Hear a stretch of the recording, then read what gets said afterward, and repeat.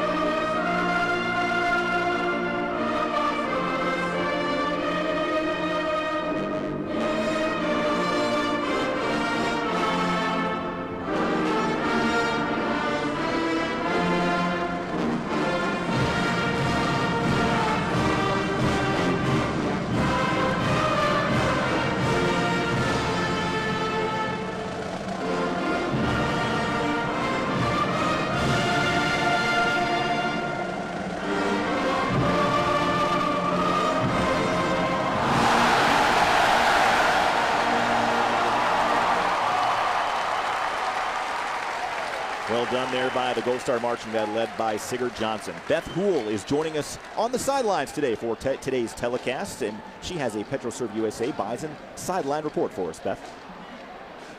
Hey guys, stout. That's the word that Tim Polasek used when he described the Bison, or the Weber State defense rather. To counteract that, they're going to have to do a lot of what Oregon State did last week, and that's make all 11 men on the offense accountable. They're going to have to make Weber State defend against every single guy.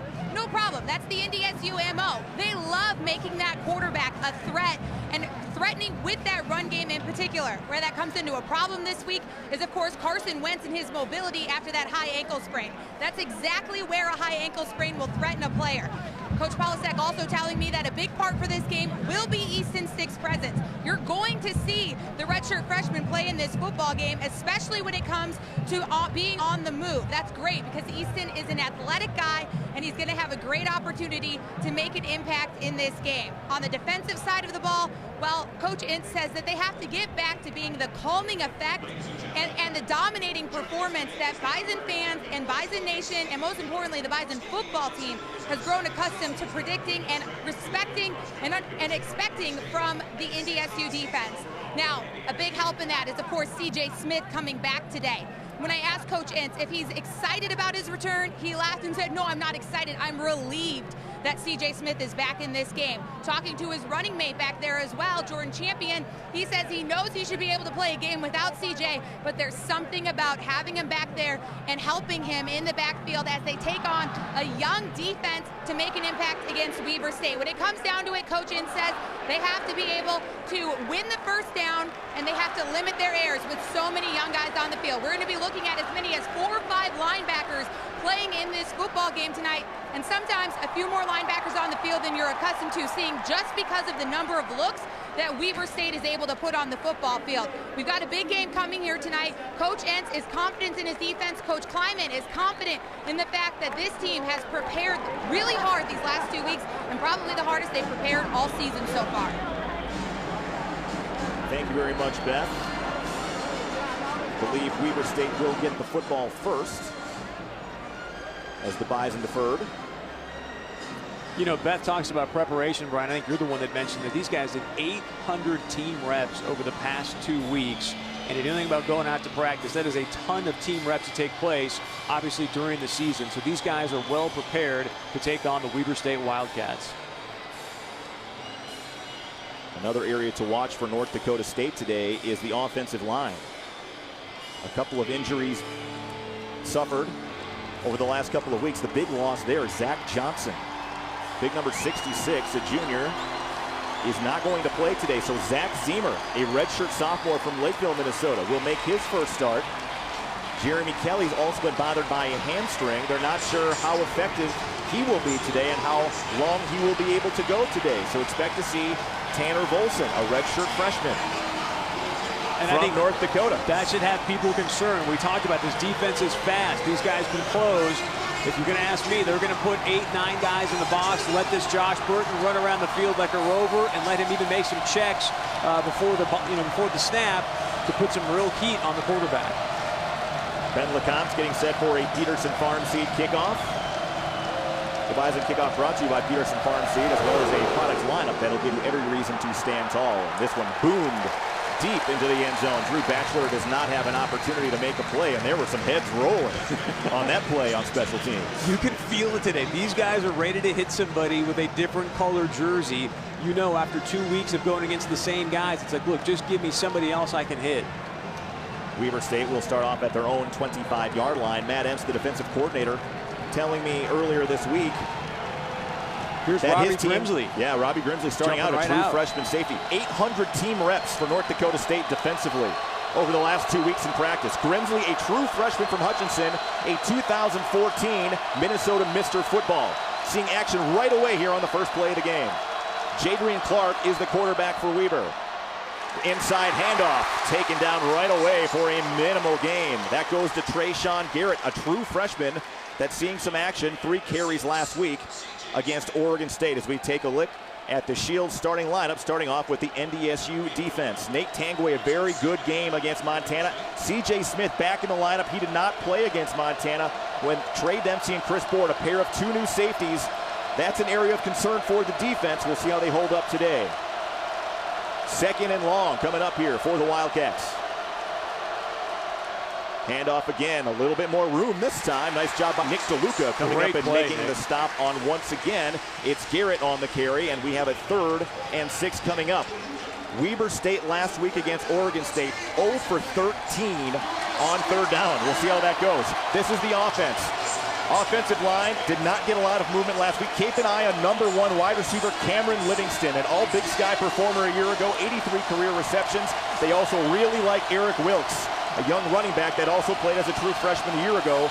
Drew Batchelor was the best receiver last week for the Wildcats, 6 receptions, 51 yards against the Beavers.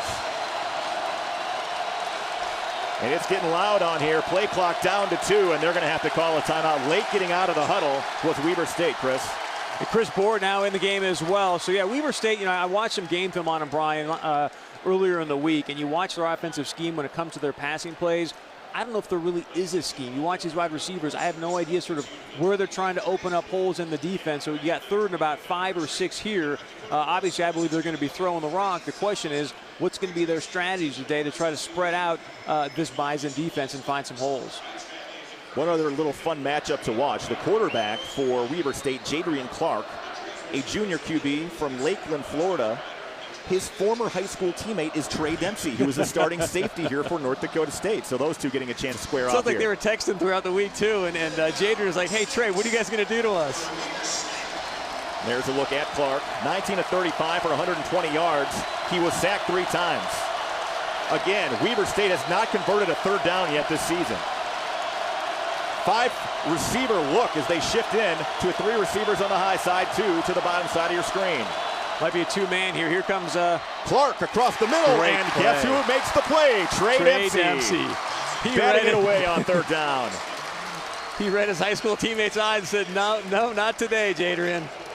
That'll bring up a punting situation. Josh Kialamakia is the kicker and the punter. Very much like Ben LeCompte is for North Dakota State. 10 punts last week, 41-yard average. And this one hung up nice and high. Fair catch taken at the 30-yard line by Eric Perkins, the junior from Kewaskum, Wisconsin. And that's where the Bison will have it on their opening possession. Very good start for the defense, Chris, because they really struggled getting off the field on third down against the Grizzlies. And I was just going to say, great call there by Coach Entz. He just blitzed Pierre Gear-Tucker right there, the linebacker. He went two-man, so you can see these guys. They put some pressure on him right away. That's why he had to get rid of the rock. Trey Dempsey steps in and obviously knocked it down to now put our Bison offense on the field. Carson Wentz will start out behind center. And again, the speculation all week was swirling around whether Wentz would play after a high ankle sprain suffered against Montana back on August 29th. Motion man is Bonnet. This is what you want to watch today. Give inside and all sorts of room for King Frazier. And Frazier still on his feet past midfield down to the 48. Great run by King Frazier. And right before the game, when I wanted to say, Brian, watch today because you're going to see this defense put 8 or 9 guys in the box. And here goes King Frazier. Great job by the offensive line there to open this hole up. I think even you and I could have ran through that hole, Brian, but great job by King Frazier finishing it off. Great first down. Finally dragged down by Carson Lillenquist after a huge opening run of 23 yards. Frazier 90 yards against Montana a couple of weeks ago. Back to the running game again. Chase Morlock tiptoes his way through the hole, dives ahead to the 45, pick up a 2. Nice job defensively that time as Lillenquist stepped in again. As we take a look at the Shield starting lineups for this NDSU offense. Wentz behind center. Jedry Sear, a former walk-on from Glendon, at fullback.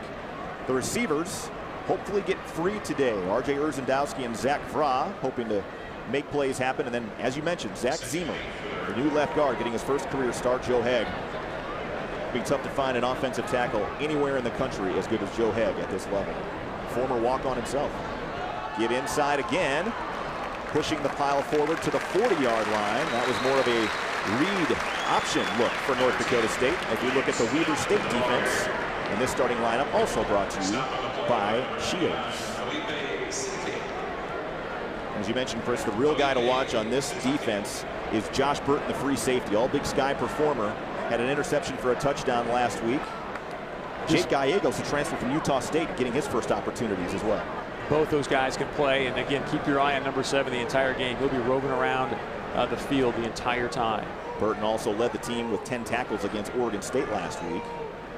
Wentz, short drop, fires, caught on the slant. Perfect.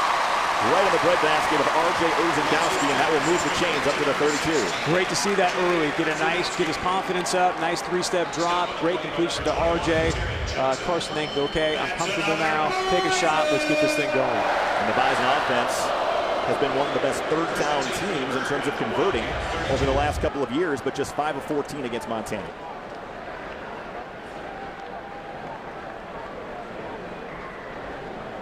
Here's a new look, 3 to the top side, and they got one-on-one coverage at the bottom for Zach Vra. Wentz fires, and this one deflected at the line of scrimmage. I think it may have been Gallegos who got his hands in the air. Also in the area was Yosua Oketa. But again, good news there. Nice pocket there for Carson. Nobody touching him. He's going to continue to build his confidence with those short drops and having nobody around his legs. It was Gallegos who got his hand on it. And Gallegos, again, played at Utah State, sat out last year as a transfer, and the only game he played at Utah State was against Weber State in 2013.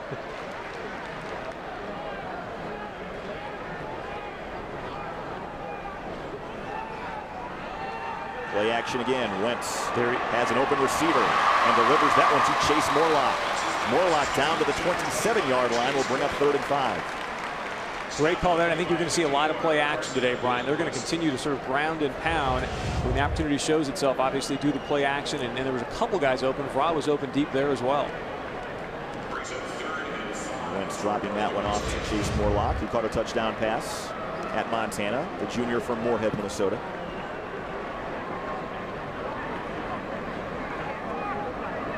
So another third down conversion coming up. Weber State showing blitz. Play clock down to 3. Wentz, quarterback run up the middle. Ankle looks fine. Inside the 10. Carson Wentz. Touchdown, North Dakota State. 27 yards. I'd say he looks okay, Brian. I think the ankle's all right. Taking it to the house.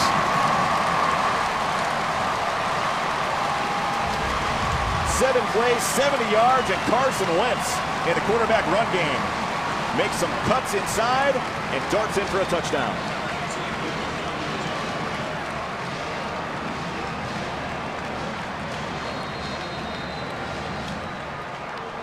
This will be the first career point after attempt for Cam Peterson, a freshman getting his red shirt pulled, and he has converted on his first extra point.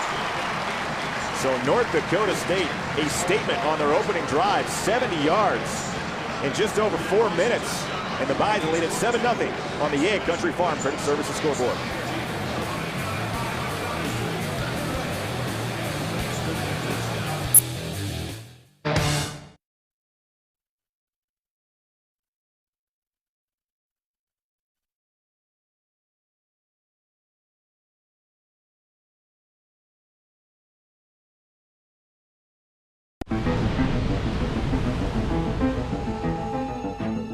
They're coming. They haven't forgotten. Their mission is clear. This is your warning. Their sights are set. They're going to try to take what's ours. Are you ready? Tyler Jangula and his family for what he did, not only in the North Dakota State program, but certainly in the community. Got a chance to know Tyler. Will certainly miss him. There's been memorial funds set up for him through the North Dakota State University Foundation. So we do want to honor and mention Tyler Jangula today. And how about this kickoff return by Drew Batchelor as a flag comes flying in at the 35-yard line. But Batchelor, a good return all the way up to the 37. But we'll see what the flag is all about.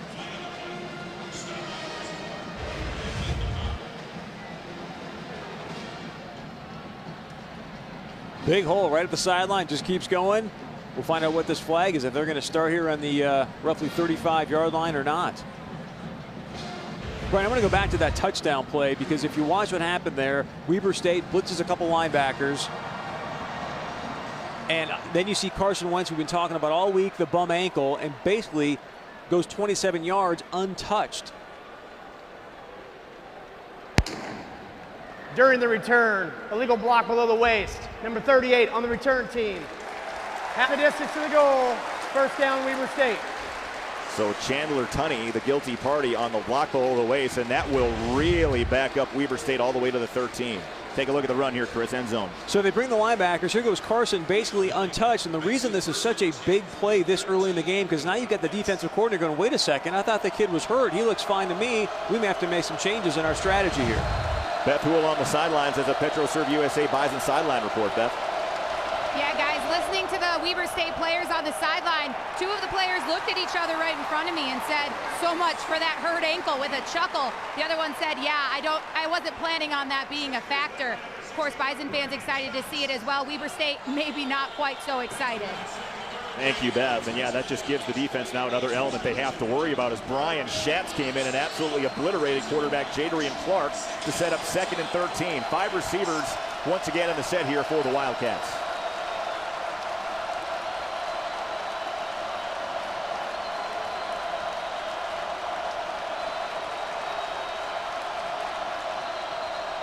And that one's going to be whistled dead. I'm not sure if it was a false start or if he was drawn off. We'll see what it's all about. Weber State backing up like it is a false start, as Greg Menard was trying to get off the edge.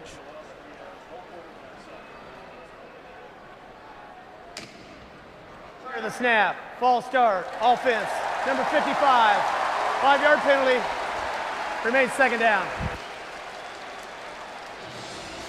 So a false start on Weber State, and boy, things have gone from bad to worse. Now backs up to their own 5-yard line.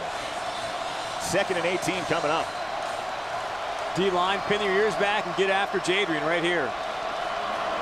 Quick drop, fires in the flat, caught. Taken down immediately on the play after the catch is Tui Satuala. Backup tight end. A couple of Bison in on the stop, including Nick DeLuca and Trey Dempsey. DeLuca, great game against Montana, Chris. He was tackles. all over the field. Dempsey, another young man that's hoping he has something to prove. Let a couple of 50-50 balls go the other way against the Grizz a couple of weeks ago. Another 3rd down here, Brian, 3rd and long. We'll see if they can actually convert.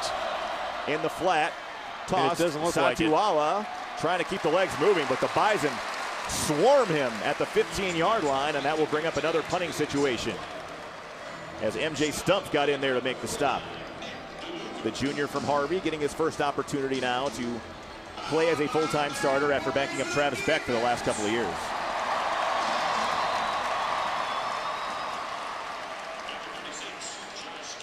This punt, you presume, going to give the Bison offense great field position to start off their 2nd drive.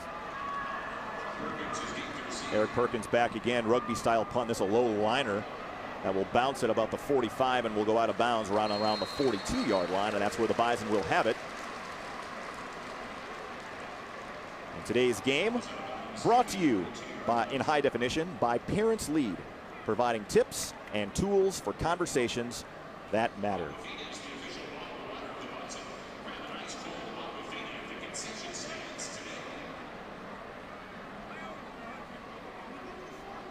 Bison offense back on the field for their 2nd drive. We'll line up in an I formation here on 1st and 10.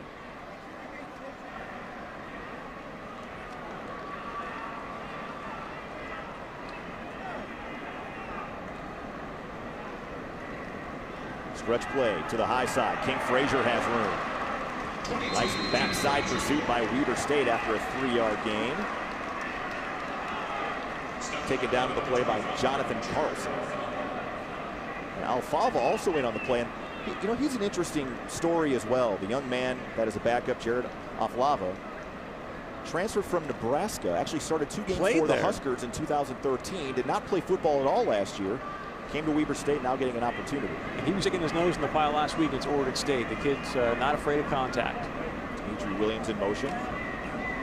He will not get the hand off his hands. All sorts of room, and this time wrapped up.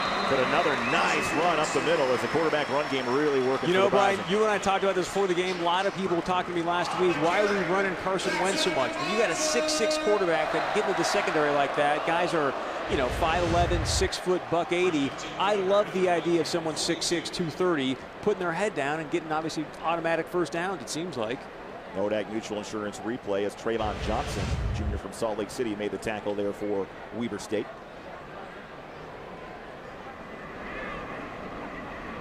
Connor Wentz, the motion man. Give inside. Goes to Lance Dunn, the redshirt freshman from Waterloo. Same hometown as both the head coach Chris Kleiman and defensive coordinator Matt Entz. So that worked out very well in terms of recruiting a young man from Waterloo. Probably a little bit easier when you just sit down at a young man's dinner table with a few national chat title rings and say, well, son, where would you like to play? Was recruited certainly by Northern Iowa, among others, in the Missouri Valley. Bison will come out here on 2nd and 7 in a 4-receiver set. Weber State again showing pressure. Quick drop, caught. Boy, nice job hauling that one in. Right around the 35-yard line by Darius Shepard, another redshirt freshman from Blue Springs, Missouri. And really happy to see the offensive line. They brought, again, 2 backers there trying to put some pressure on Wentz. They stuck it. He sat back there, had a chance to throw the ball, basically untouched.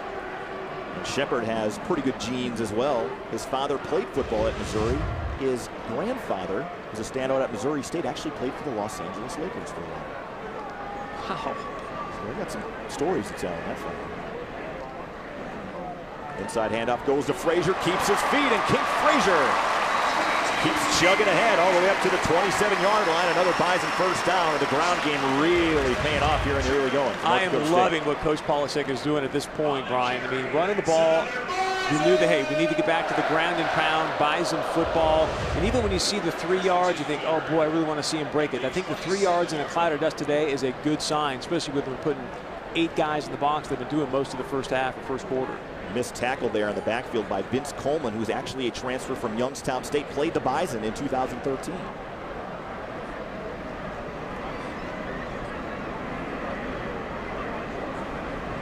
Quick drop again, fires right on the money to Zach Claw, close to another first down, and he's got it down to the 16-yard line. This Bison offense looks very crisp, Chris, on these first couple of drives. They look fantastic, and Taron Johnson out there playing DB on Vrah, giving him way too much space. And NDSU in the Superior Inc. red zone for the first time today. Bison getting in and out of the huddle very quickly. Right back to work. Inside goes to Frazier. He finds more room. Flag comes in as he is taken down, and the ball is still alive. Taken by Weber State and wrestled down at the 25-yard line by Darius Shepard. And there's all sorts of confusion on the field right now as the ball was picked up by Mitch Tulane, the strong safety, and returned out by Weber State. Looks like a holding call from where the flag came from, but you never know. This thing may or may not be back in the Bison offensive hands. Did not see the ball come out of the scrum there, but Tulane picked it up. And sure enough, it was out. As Frazier coughs it up. Good job by Shepard, hustling down to take care of it. Holding. Offense number 54. That penalty be declined. The result of the play was a fumble recovered by Weber State. First down. Boy. So the Bison knocking on the door for a 14-0 lead, and Frazier stripped in the middle of the scrum here, and it looked like it was Lillenquist that came in. There was another, Bert, I tell you what, he was just taken right out of his hands by Mitchell Lane, who came in there and just took it away. So good job defensively by Weber State to make a stand there. And Weber State needed a break. As you said, the offense looks like it's hitting on all cylinders right now for NDSU. So Clark will bring the offense back out here. Inside handoff. And that is the first carry of the day by Eric Wilkes. 5'7", 200-pounder. Played as a true freshman. Had 7 carries for 37 yards last week against Oregon State.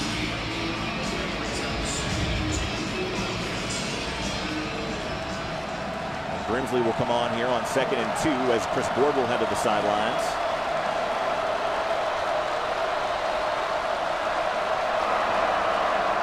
Play action this time. Clark, plenty of time, firing deep. He's got a wide open Cameron Livingston. Beat the true freshman, and he takes it in. 68 yards for a touchdown. What an answer for Weber State after taking over from the turnover. Cameron Livingston, the all Big Sky selection, beat the true freshman Grimsley and goes 68 yards for the touchdown. Jadrian puts the ball right on the money there. Livingston just turns on the jets, outruns Grimsley, and takes it to the house. Great play call by Weber State off of a turnover. You typically see that. Coach is going to go for it. Yalamakia adds the extra point, and boy, what a change in momentum. Weber State was looking like they were going to be down 14-0. Instead, they tie it up at 7 apiece on the Egg Country Farm Credit Services scoreboard. Back with more from the Fargo Dome after this.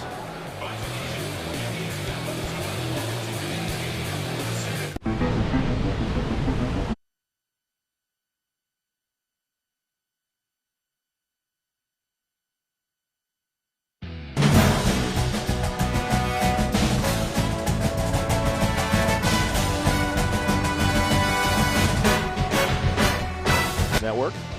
Bring you Bison football here today. Our first of many broadcasts we'll have for you. Brian Shaw and Chris Bird. And Weber State ties it up. 2 plays, 76 yards in just 44 seconds, Chris. And boy, that has really kind of taken the air out of the crowd a little bit here at the Fargo Dome. What a turn of events. You watch them just driving down the field. The Bison offense, they look, hey, these guys are unstoppable. King Frazier fighting for a couple extra yards. As you mentioned, the strong safety Tulane comes in, just snatches the ball right from him. You and I both are like, wait a second, what just happened? Next thing you know, Weber State's got the football, and nice throw, by the way, from Jadrian Clark to Livingston. And he had time, Chris. Good job by the offensive line protecting the quarterback. Yalamakia On for the Peterson Farm Seed kickoff. Kickoff the playing season with Peterson Farm Seed. And Keala, nice kick deep into the end zone. And taking a knee is Dimitri Williams, a true freshman from Rosemont, Minnesota. We'll be back with more action from the Fargo Dome coming up after this. Watch ESPN.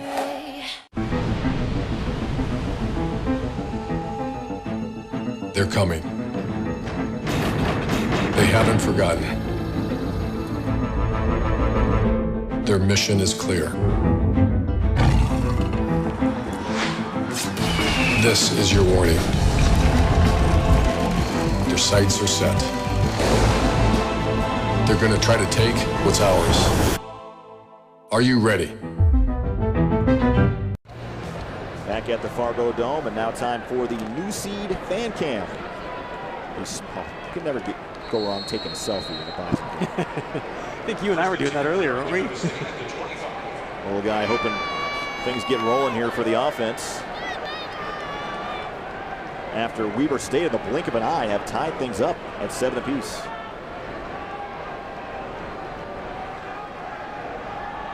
Another big run up the middle. Chase Morlock picks up 9 yards all the way to the 34.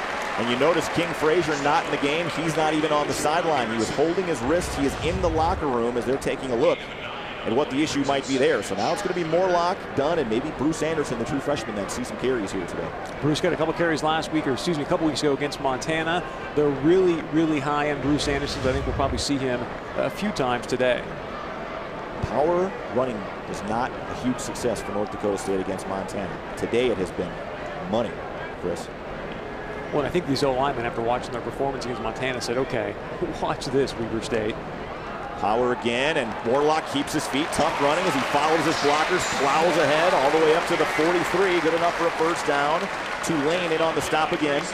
Again, what was that, a good 5-6 yard run, right? Power eye. 5-6 yards a crack and a cloud of dust. Everyone's happy with that. Nodak Mutual Insurance replay.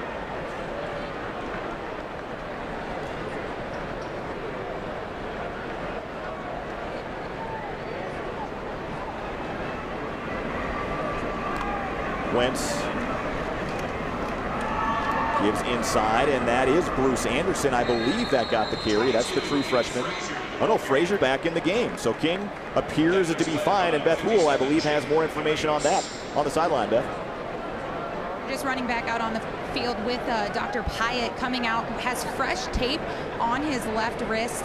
Doesn't appear to have any extra additional help on it. No splint, nothing like that. Just a little bit of extra tape, a little bit of extra support on that. All right, thank you, Beth. And that was Bruce Anderson on the carry. Number 42 was buried in the pile there, picked up a couple of yards.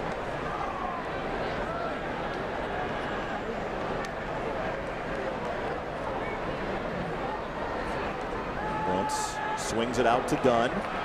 Dunn cuts it back up. Nice backside pursuit again by Weber State. Tracking him down was the big man, number 99, Felipe Sitake. He can move for a big man down there. And Sitake, a freshman, but joined the program just this last spring. Was actually on a mission trip to Tonga. And a lot of these players, over half of them, have been on mission trips to other places throughout the world and throughout the country. The school Weber State founded by the Latter-day Saints.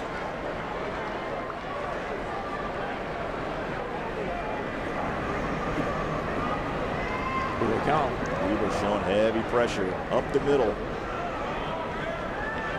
Pressure comes, Wentz gets rid of it, and incomplete was Dimitri Williams. Was trying to break free, and Wentz had to make that read a little bit faster than he wanted to.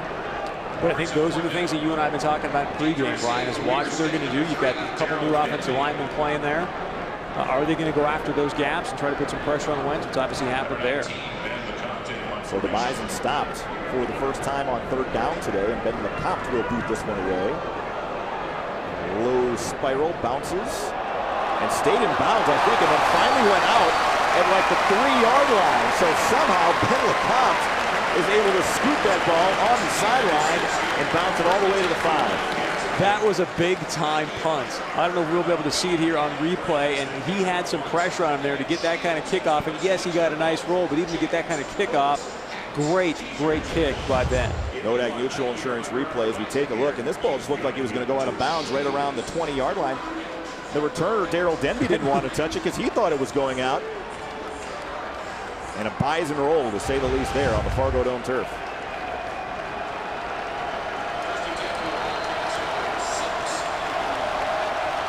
So the Weber State offense back out there.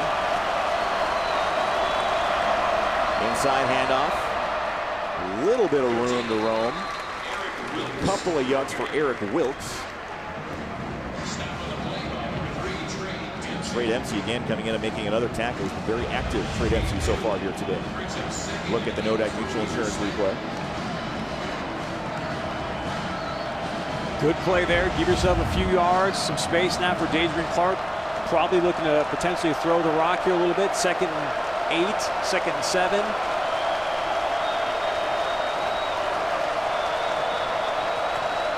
Saduala was the man in motion. Clark's got time, surveys, fires again, and an open receiver is once again Cameron Livingston. And that will move the chains all the way up to the 28. He's honorable mention All Big Sky last year. Here's a guy you got to put some pressure on up at the line of scrimmage. It looks like TJ Smith's giving him a free release and obviously giving him some space, and he's been open now twice in a row. So Livingston already having a really big day. Almost 100 yards receiving off the 2 catches. 5 receivers. Empty backfield for Weber here, as I believe time is going to run out in the first quarter before they get the play off. And that will do it for the first quarter. North Dakota State a strong start. Weber State gets the turnover and has tied things up.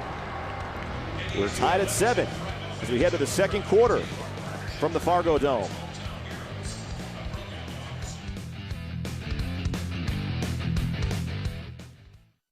Eastern, Vikings 49ers at 10:15 on ESPN.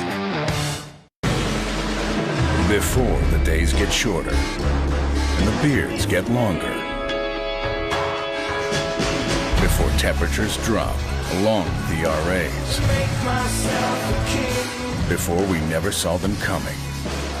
Before we never forget. They have to survive September.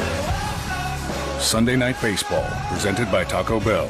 Royals-Orioles at 8. September rules on ESPN. 68 of them on that long touchdown pass play, and the turnover really hurt North Dakota State. Big time. We were just talking about this, Brian. Cameron Livingston, if you watch, when he's out there, CJ Smith has been on him most of the game, but you've got to get up in his face and put some hands on him before he gets off the line of scrimmage. Motion man is Drew Batchelor. Play action. Clark fires. Batchelor over his head, incomplete. Jordan Champion on the coverage for North Dakota State will bring up second down. Great coverage there by Jordan Champion. He was all over him. See if the Bison maybe pay a little more attention here to Livingston now, Chris, after he's made a couple big plays. Well, I just watched the last play there, and as I mentioned, you got to get in his face, and sure enough, CJ Smith was up on him this time rather than giving him a free release. So continue to watch that, and they, in my opinion, need to be doing that. Shotgun again, single back. Inside handoff goes to Wilkes, and he darts ahead, taken down by a couple of Bison, including Nick DeLuca. After a gain of 3, will bring up third down. Time now for our North Dakota Soybean Council trivia question. This question, how many gallons of soy diesel can be produced from 1 acre of soybeans? We will have the answer to that trivia question from the North Dakota Soybean Council coming up here in just a little bit. 3rd and 7 for Weber State. They are still 0 for the season on third down through 5 quarters. Clark, quick drop, fires, and some miscommunication there as Livingston broke the different way from where the football was thrown, and that will bring up a 4th down punting situation for Weber State. It's amazing. They're still 0 for the season on third down, and yet the score, which matters most, 7-7 here at the Fargo Dome. Eric Perkins back once again at his own 20 to take the punt from Keala Makia.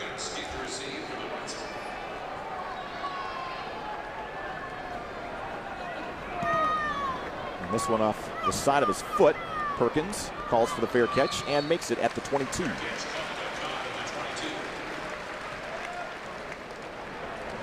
See if the Bison offense can get rolling, Chris. And the one thing that we've seen so far is that the power gain right up the middle in those A-gaps has been very successful for North Dakota State. Maybe we'll see more of that here in this drive. I think we absolutely will, and you can tell that the O-line has got something to accomplish today, something to show, because as we've talked about throughout the first quarter, if you watch what's going on with Weber State's defense, they're consistently putting 8, 9 guys up in the box, and yet they're still moving this offensive line pretty easily, which, Brian, you and I both know is fantastic in the first half, because typically teams that match up in the second half against the Bison, looks like their defensive linemen are on sleds because they're so tired up from these big boys pushing them around. One thing we've also seen from Weber State is a lot of different personnel packages so far here in the early going. A lot of multiple fronts. Wentz, play action, has plenty of time, fires, and this one is caught, I believe, by Urzadowski. And the official says catch. Weber State saying no, and I think they may want a review on that. Taron Johnson on the coverage for the Wildcats. It almost looked like a simultaneous catch between the two players, didn't it? Take a look at the Notre Dame Mutual Insurance replay. It sure did. And might be tough on a replay to see if he actually lost the football. The Bison are up ready to snap it, so they may not have a chance to look at it here.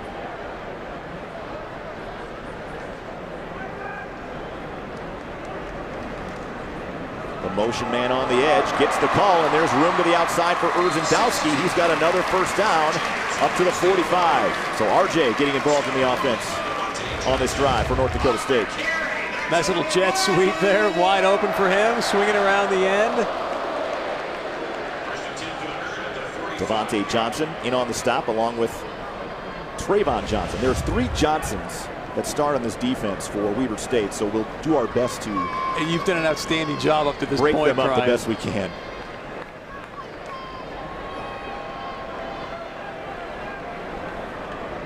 Two tight ends, 2 receivers, single back is Lance Dunn. And Carson Wentz did not like what he saw. Play clock winding down to 2, and he will call for a timeout.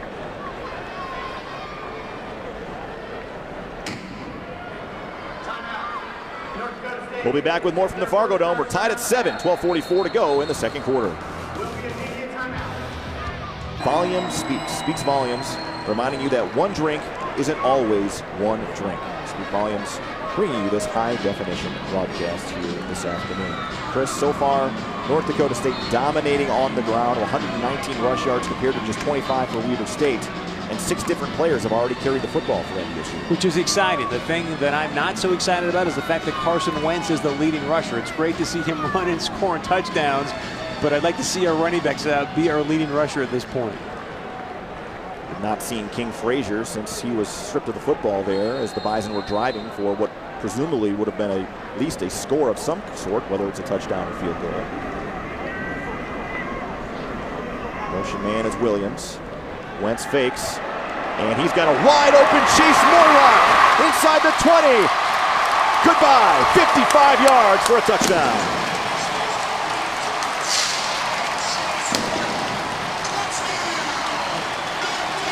Well designed, well executed, Chris, by NDSU. Notre Dame Mutual Insurance replay.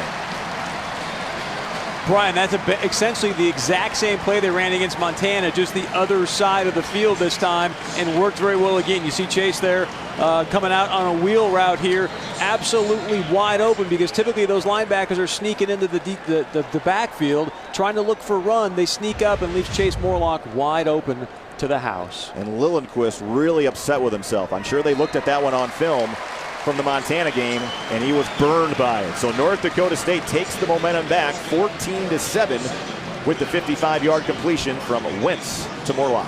And he should be upset with himself, because you know Lillenquist saw that all week on film. Coach said, do not take the fake, do not take the bite. He took it, boom, right over his head for 6.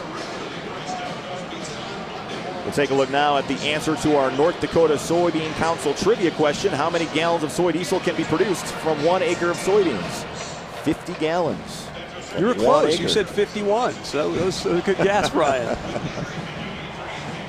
I guess far over that, but that's all right. That's the answer to your North Dakota Soybean Council trivia question. 12:35 to go. North Dakota State gets the go-ahead score. And Chris, we'll see with the defense and how they can respond now as the crowd is back into the football game a little bit. Well, I feel great about the defense as you watch what's happening. Here's the scoring drive. I see 3 plays, 76 yards. Just took 1 minute off the clock. And again, great play where you can see that Carson or Chase are synced up. And a great catch by Chase Morlock. Take a look now at the New Seed fan cam. They're having a good time at the Fargo Dome today, and certainly after that catch, fans on their feet, hoping they can get a little more breathing room here before halftime. Stay tuned. We'll have the Pro Seed halftime report coming up as Alex Egan and DJ Coulter will help break down this first half. We'll take a look also around the Missouri Valley at some other scores and games going on today. Time now for another Peterson Farm Seed kickoff. They proudly bring you the Bison kickoff as well as a product lineup that'll give you every reason to stand tall. This one bounces at the goal line and out of the back of the end zone as LeCompte does his job. And Weber State will start their next drive at the 25-yard line. Still waiting to see, Brian, if Weber State can actually convert on a third down. Haven't done it at this point with still 12:35 left in the second quarter. The Bison defense obviously looking very, very strong. And again, would love to see our DBs get up on these wide receivers' faces, get some hands on them as they're coming off the line of scrimmage. There was a major scare, by the way, in the FCS today. Jacksonville State on the road at Auburn. Had Auburn down big late in the game. Auburn able to tie it up in the final minutes, and Auburn wins in overtime, 27-20. But that just shows the parity that even the top programs in the FBS to the top programs in the FCS, it's not as far of a gap as people might think. Weber State, we saw that with them last week. 13-7 in the fourth quarter to Oregon State. They had a chance to win that game. Clark, plenty of time, bombing deep, overthrowing everybody as Livingston was double covered this time. Board and C.J. Smith back for NDSU. Boy, Clark has got a bomb, doesn't he? That ball was really thrown out there. He put that, and he had to, because I thought it was going to be picked by C.J. there, because, you know, Cameron has got some great hands, runs some great routes, but I did not see a sixth gear there, if you will. 2nd and 10 coming up.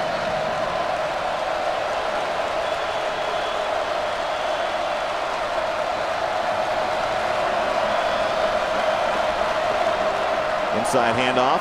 Nate Tangway slowed him down a bit as Trayshawn Garrett got the handoff and tackled by Nick DeLuca after a gain of 1. Maybe a yard and a half.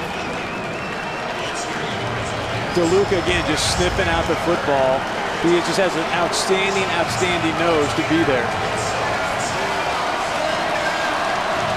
So another third down opportunity here for Weber State. 3rd and 8. Let's see if they can convert their first third down of the season here. They have gone 78 minutes of game time without a third down conversion. Bison bringing pressure. Stump on it. Here comes the throw as he was drilled in the backfield. Nice job by Brad Ambrosius applying the pressure, as that pass was incomplete. MJ Stump also get on there to put some pressure as we take a look at Clark, whose time ran out in a hurry. Boom! Great hit. Love to see Ambrosius bringing that. Weber State in another punting situation. Kialamakia, low liner, taken by Perkins, spins out of one tackle and then dropped right at the 40-yard line. Nice open field tackle by Grant Geary, a senior from Sandy, Utah. The Bison in good field position once again, leading by 7 on the 8 Country Farm Credit Services scoreboard. 11:36 to go in quarter number 2.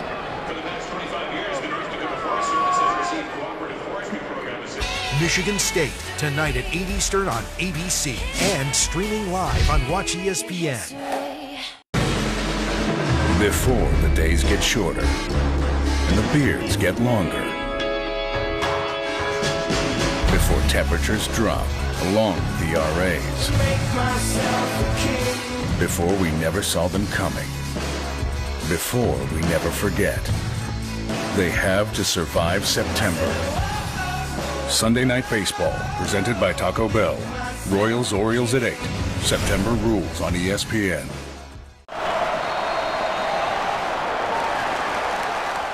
So you want to play college football, huh? Right now, Jadrian Clark said, pick up the phone. Brad Ambrosius did have a half sack against Montana, putting the pressure on there. Carry outside goes to Bruce Anderson, and check out the speed from the true freshman from Ruskin, Florida. 2,000 yards in his final 2 seasons at Ruskin. J1 Harrison there. Sorry about that, Brian. Strong safety, thought he had him in his sights, and all of a sudden Bruce just hit another gear and went right by him. Almost kept his feet and kept going there. So a nice carry there for Bruce Anderson, his 2nd carry of the game.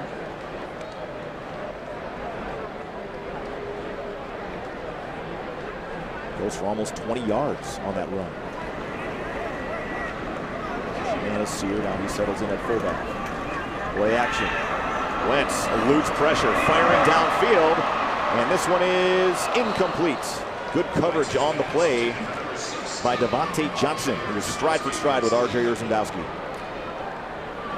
Wasn't much there, and Wentz put it right where it needed to be to ensure to give Urzendowski at least a chance, but make sure it doesn't get picked as well. Wentz showing off his arm strength as he was able to elude the pressure. And I tell you what, again, you look at that Josh Burton there. You know, he was up pretty steepy, if you will, before the snap, and all of a sudden he can cover so much territory when that ball was in the ground. He was right there.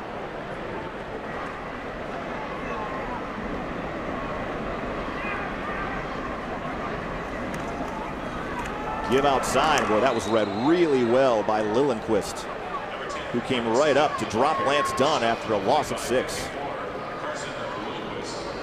He just hit the gap right there on that blitz, and wasn't much the O-line could do.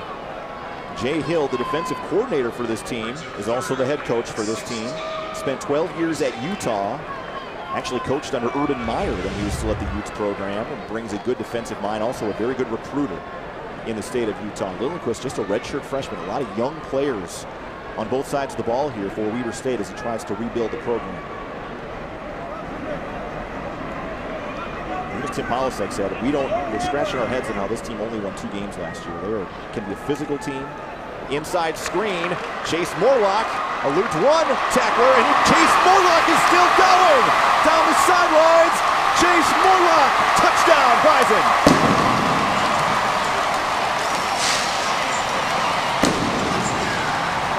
Absolutely love this play call. It's 3rd and long. You run the screen, and here goes Chase. He has the blockers in front of him. Breaks it. What was that? 3 or 4 or 5 tackles, and one last one here for a 6, and takes it to the house. Absolutely outstanding run. Brian, Sean, you and I talked about this before the game. I want to see a guy step up today at that running back position and say, enough running back by committee. This is my job. Chase Morlock is having that kind of game right now. Even though they're catches, I love the way he's running the rock. And boy, Morlock has lined up just about everywhere. Tight end, fullback, H-back, tailback. A versatile weapon for Tim Polasek, the offensive coordinator for the Bison. And he has a couple of long touchdown receptions here this afternoon as Cam Peterson adds the extra point. It's 21-7, NDSU. Monday Night Football. Eagles, Falcons at 6:55 Eastern. Vikings, 49ers at 10:15 on ESPN. Time now for the new seed fan cam. The Bison faithful getting fired up. 140 passing yards, 133 rushing yards. Good balance for the Bison. 273 total yards of offense here in the first half. To Weber State, 126. And again, to go back to Chase Morlock in that last call, 3rd and long. Weber State's been bringing linebackers pretty much most of the game and to call a screen in that type of situation. Great play call by Tim Polasek, the offensive coordinator. Time now for another Peterson Farm Seed kickoff. Proudly brings it to you, as well as a product lineup that'll give you every reason to stand tall. Ben LeCompte on once again. Now Drew Batchelor did break one kickoff return so far here today. It was called back due to penalty. See if he gets an opportunity here as LeCompte angles one towards the near sideline, and Batchelor is going to bring it out. Batchelor down the sidelines, pushed out of bounds at the 20-yard line. That's where Weber State will have it here, now trailing by 2 touchdowns. And Weber State's got to come out. They've got to start to do something, Brian. I mean, I know they've got the 7 points because of the one big play, but there's just no momentum. There's nothing really happening with their offense up to this point. just 27 rush yards so far here today. And again, that was an area of concern last week. Just 58 rush yards at Oregon State in a 26-7 loss.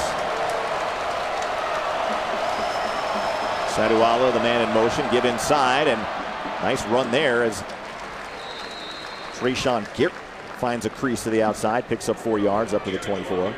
He's a true freshman out of Palmdale, California, and you hear about Jay Hill speak about Trayshawn. They say, hey, this kid is a stud. We're very happy to have him here at Weber State. They think great things are going to come from him.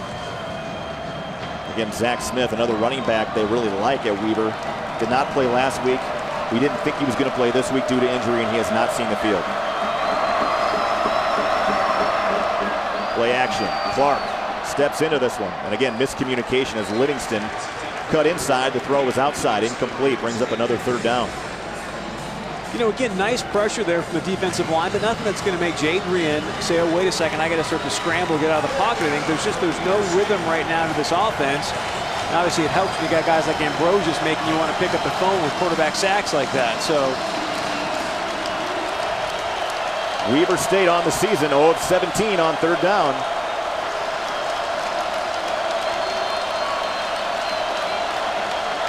Five receiver set.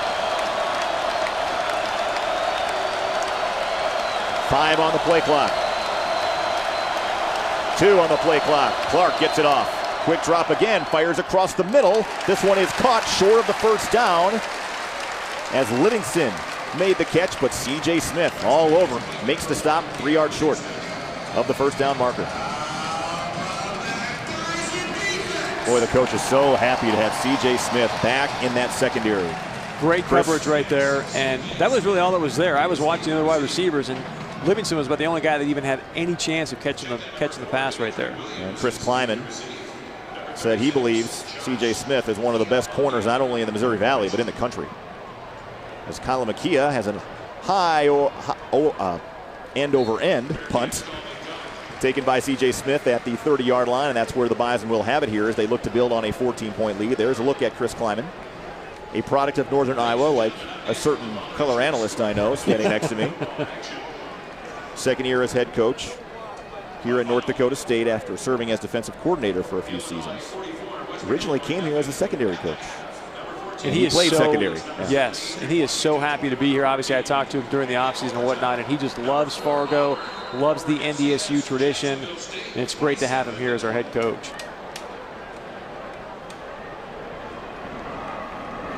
Bison come out with 7 men on the line of scrimmage. Draw the motion man.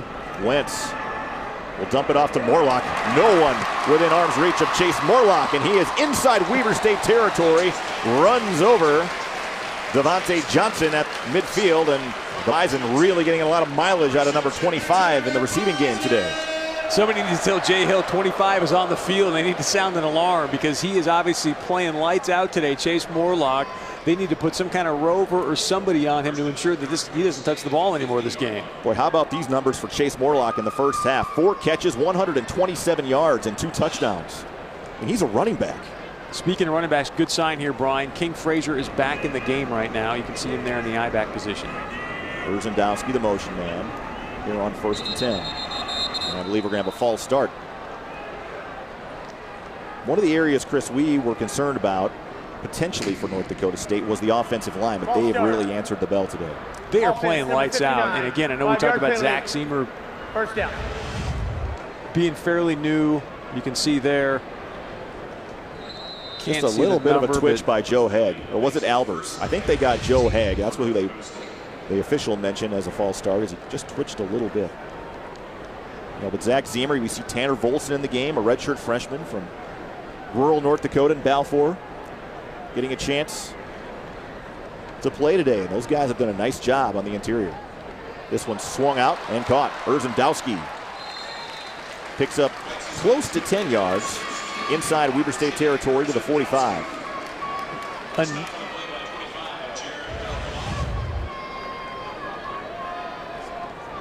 Another great play, Paul Bryan. I mean, if you watch what's happening here, there's just so much space for the wide receivers, for Chase Morlock. Once they get the ball in their hands, plenty of room for them to run.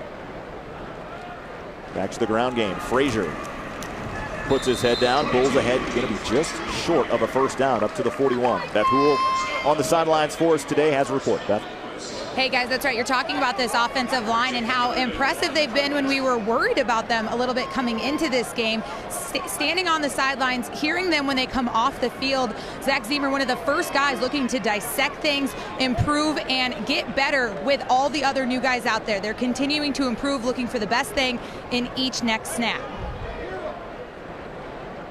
The Bison will put the jumbo personnel in here on 3rd and 1. They'll hand it off to Morlock. Boy, I don't know. I think he's short. I don't think he got there. They're going to need a good spot to convert this one. And Jawan Harrison came in. Really nice job by Gallegos. The nose tackle was able to get some penetration and blow that thing up a little bit. And Chris Kleiman will punt it on 4th and 1.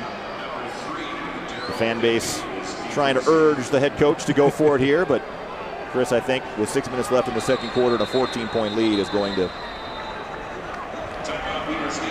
And oh, by the way, an All-American punter, that doesn't hurt either. So, you can pin him back deep, and the defense is playing lights out. So, pin him inside the 20, get the ball back with good field position, assuming you stop him and go back and score. You see Easton Stick on headset there, and the speculation was maybe that Easton Stick would make his debut today, and Chris Kleiman is changing his mind. He is going to put the offense back out on the field here in 4th and 1. And Connor Riley, the offensive line coach for NDSU, was jumping up and down saying, guys, we got to move the pile here on 4th and 1.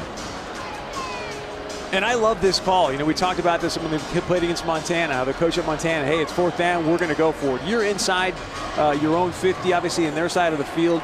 Go for this thing, especially the way they've been pushing these guys around on the offensive line.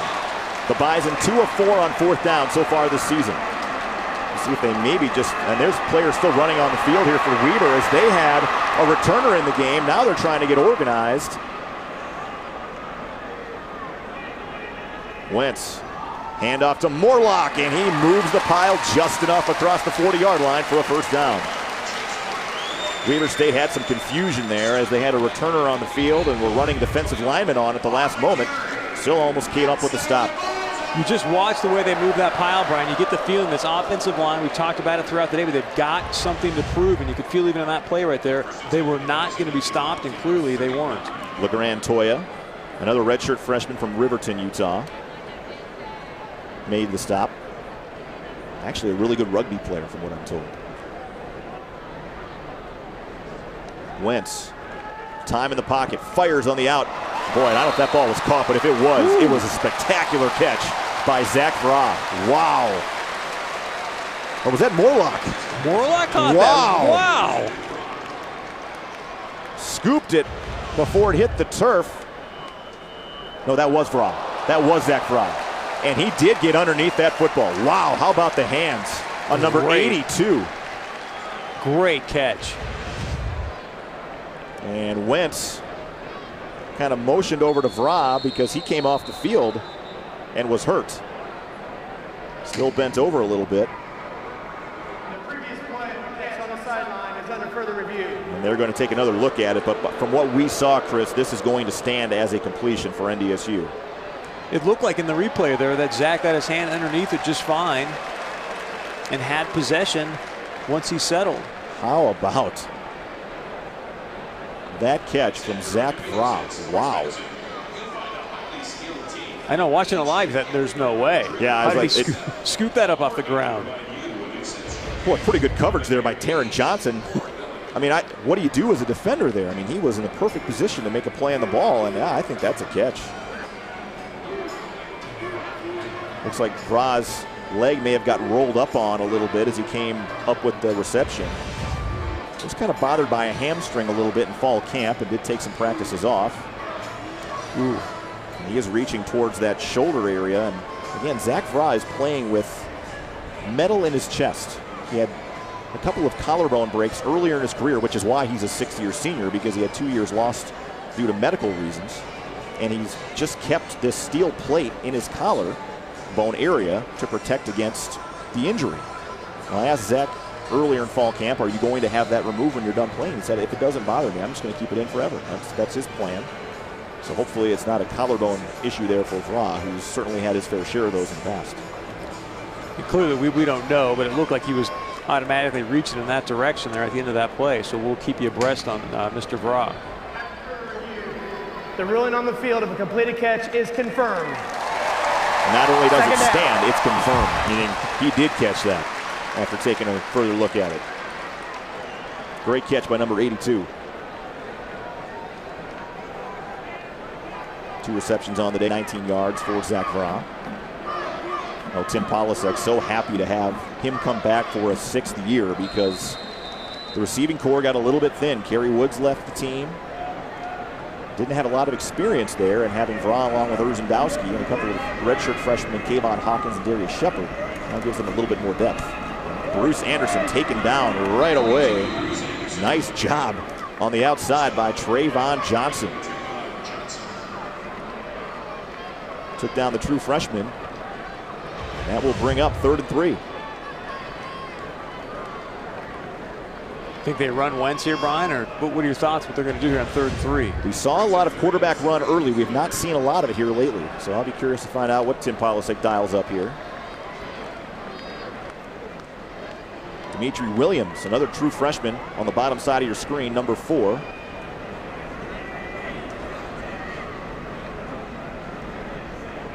Williams in motion. And Wentz is going to run it. Picks his way across the 25, 30-yard line up to the 28. Good enough for a Bison first down. So, Chris, there it was. He's so hard to stop at 6'6", to get 230, and then you've got these guys running around for the fake, jet sweeps and the play action and the reads that he has. I don't know, 3rd and 3, how you stop a quarterback like this. Good blocker by Jeremy Kelly, sealing off his man, and Wentz followed him right up the hole, and Trayvon Johnson another tackle. Play action again. Wentz, wheel route to Bruce Anderson, and he could not haul it in for the touchdown, but boy, he had a step on Lillenquist. Same play that Chase Morlock scored on earlier this quarter. Outstanding pass from Carson Wentz. Bruce Anderson, as you're going to see here, he's got almost a couple steps on Lillenquist, puts it right there, and Bruce Anderson being a running back, you know what, over the course of his career, he's going to get coached up. He'll catch that probably even next time or definitely this season. When asked about pulling the red shirt from Bruce Anderson, with the Bison seemingly pretty deep at tailback, the thought was, well, Bruce just does some special things with the ball in his hands. We want to utilize those skills already this season. Wentz fires on the slant. And a flag comes in late as it looked like Vra was contacted early on the play by Corey Wilson. See if we can show you a replay on that, but from up here, Brian, that looks like that's the right call. He was a little bit early there on Zach Vra. Good timing from Wentz and Vra there, and it would have been a completion, I think, if he doesn't get hit just a little bit early there. And Wilson is another true freshman in this Weber State program, and I think he felt he timed it pretty well, but just result of the play is an incomplete they're going to pick it up.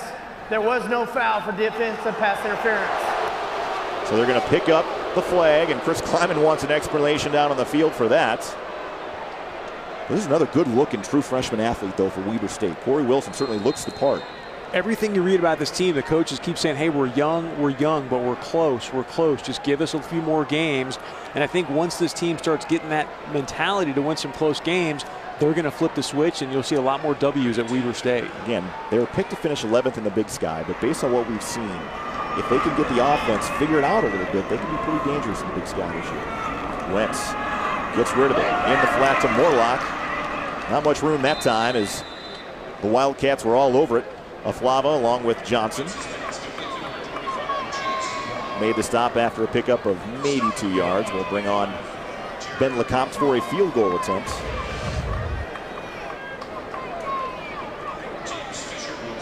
You see the closing speed there from Aflava. Excellent job from his middle linebacker position. He can play. Ben Lecomte has only attempted 1 field goal on the season. He missed a 45-yarder in the second quarter at Montana. They'll give it a go here from about 43. This one a little bit low, but it is no good. Pushed it a little bit to the right. So Lecomte now 0 of 2 on the season, and Weber State able to hold. Will take over at the 33. He had plenty of leg there, just pushed it just a little bit. You want to go back to that third play, Brian. A lot of people think, you know, it's third and long. Why are we getting Chase Morlock in the flats? But I think anytime you're getting a completion, you're moving the ball down the field, you never know what can happen. Like Bill Walsh used to coach, he says, look, take what you can get and let the guys do their thing. And with the way Chase is playing right now, who knows? He could have broke that thing for a first down. So Weber State has 2:58 to try to get something going offensively to cut into this 14-point deficit. Inside handoff goes to Wilkes. Good strong running as he got up to the 29. Pickup of 3. Again, these running backs for Weber State are not the tallest guys, but little bowling balls. And Wilkes is the epitome of that, but I love the way he just gets in there and scraps it up, isn't afraid to put his head down, and even hit some of these defensive linemen just head on. A true sophomore, and now he'll split out. Empty backfield here on 2nd and 7. Clark fires. Looks like he was over the head of Cameron Livingston and incomplete. C.J. Smith again on the coverage. Taking a look at the total yardage for today's game so far, and right now North Dakota State really putting the offense together. 322 total yards, including 180 through the air. And a lot of those 180 from Chase Morlock. Yeah, Chase 129 receiving yards and 22 rushing yards.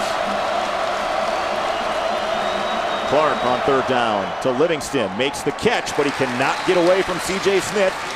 And again, another 3rd down goes by the wayside for Weber State. And Chris Kleiman quickly calls a timeout, I think. And the clock is still moving. You may have to put some time back on the clock, as the clock did not stop right away. They may have lost about 10-12 seconds. Great coverage there by C.J. Smith, you know, absolutely shutting him down. One of the things that was interesting there, Brian, is they put, I think it was Pierre Guy Tucker out wide, and I'm not sure if it was a running back or an H-back that went out there, but they had him outside. I thought they might go deep there to him, but Pierre did a great job covering him.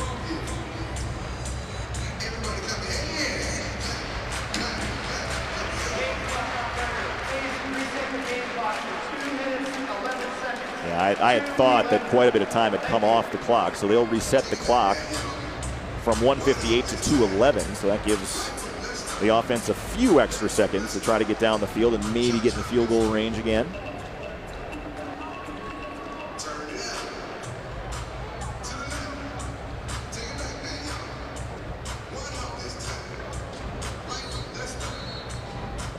Overall thoughts on the first half, Chris, defensively for NDSU? Yes, the big play. We've seen a couple of big passing plays in the first quarter.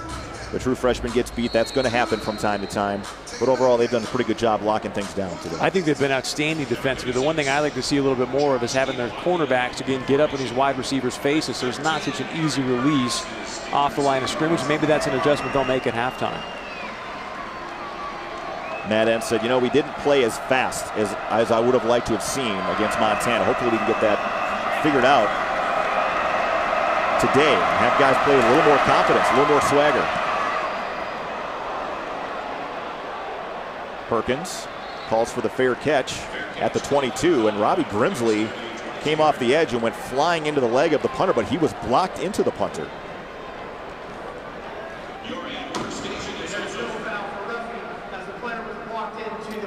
We have learned that Zach Vra just had the wind knocked out of him, and he will return to the game today. So that's certainly good news for the Bison offense. Great news there. And North Dakota State now 2:06 to try to go down the field, taking over at their only 24-yard line. Boy, how about Carson Wentz?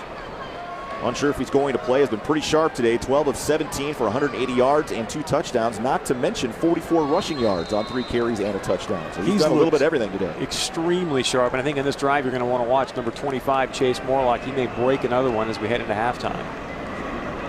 North Dakota State 1 timeout remaining. Wentz fires on the slant to Darius Shepard, and the redshirt freshman from Blue Springs, Missouri is loose. Inside the 40, down to the 35-yard line. Outstanding throw by Carson Wentz. You'll see he puts it right on the money. Perfect throw. I mean, that was nice coverage. And what I'm most excited about is you see Darius Shepard actually almost pulling away from number 7, Josh Burton. Darius found another gear. And Burton has really not been the factor today that he was a year ago. Inside screen to Morlock. He's got blockers again as he spins his way down to the 22-yard line with 1:40 to go. Another first down. And just like that, North Dakota State in 2 plays has gone right down the field, and they'll go quick again.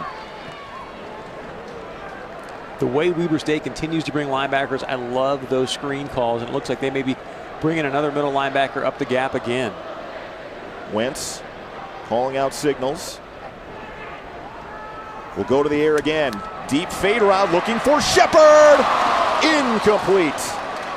Burton on the coverage. Also back deep for Weber State was Exil Carey. Put that ball out in front of him just a little bit more, and we are celebrating a 6-pointer. So Ezekiel got in there and made the play. And boy, hit the ball without turning around. That was a good defensive play, but maybe a little bit lucky as the ball just kind of came down and hit him right in the arm.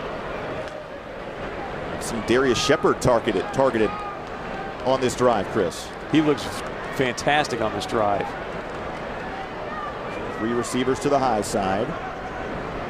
Got Vra down here solo. He might go to Vra one-on-one, which he does. And that ball a little bit behind his intended target. Again, good coverage on the play by Taron Johnson. Signed as a wide receiver as a true freshman just this past year. Came into camp and said, nope, you're going to be a corner. And it's worked out well so far here for Weber State. That's a ball that Carson Wentz wants back. He knows he had Zach Vra. Vra had a step on Johnson there, and Wentz just put it behind him for some reason. So 3rd and 10 coming up with 1:17 to go. Lance Dunn into the game at running back.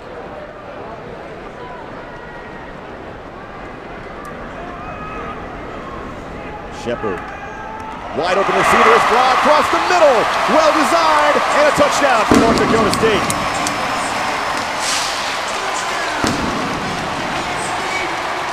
I got to tell you, Carson Wentz off that fly sweep fake, he's dangerous. That's his, what, 2nd touchdown pass off the similar look today. That time he hits Vra heading up the seam and puts it right. I don't think Vra knew that was coming. It just stuck inside of his shoulder pad. So the Bison go 77 yards in just 56 seconds to go up 21. Peterson will add the extra point. And the Bison take a 28-7 lead, and that play was well designed by the offensive coordinator, Tim Polasek, freeing up his 6-year senior as we take a look at the Nodak Mutual Insurance replay. There's that fake off the jet sweep again, and Vra's like, whoa, here it comes. Sticks right in the shoulder pad and takes it to the house. Huge, huge confidence builder, Brian, as you're heading into halftime. We just walk down the field unscathed, if you will. You know, the one thing I did not expect after what we've seen from Weber State's defense against Oregon State, what we've seen in the past, was 400 yards of total offense in the first half by North Dakota State. 400 yards! And what I've been so impressed with Tim Polasek is the way he's mixed it up, because we thought, hey, we are going to ground and pound. One of the things we haven't talked about, Oregon State put up a ton of rushing yards on them last week.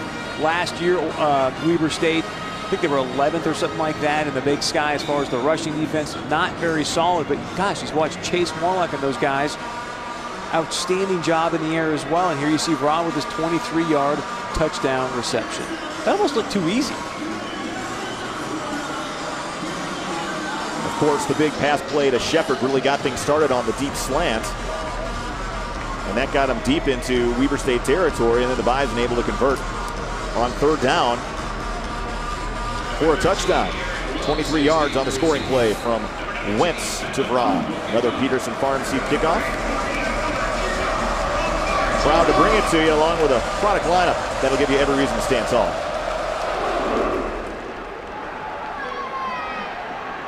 And that is Wilkes taking it at his own 7. Jitterbugs his way up to the 22, taken down on the play by Matt Plank. Another one of those linebackers that Chris Kleiman is hoping will get a chance to play some reps today. We've seen a variety of different defensive linemen so far as well. So it's see what Weber State decides to do here with 106 and a half. You know, I'd love to be in that huddle right now and see what the coaches are saying, because I don't know if they're going to have an answer. See what Chris Kleiman has to say about the first half. As Beth Hool will catch up with him, I'm sure he's relatively pleased with everything he's seen so far. Batchelor is the wide receiver in motion. Clark will throw, dumps it off, and it's caught by Batchelor. Up to the 31, pickup of 8. Taken down by Jalen Allison, a redshirt freshman from Papillion, Nebraska.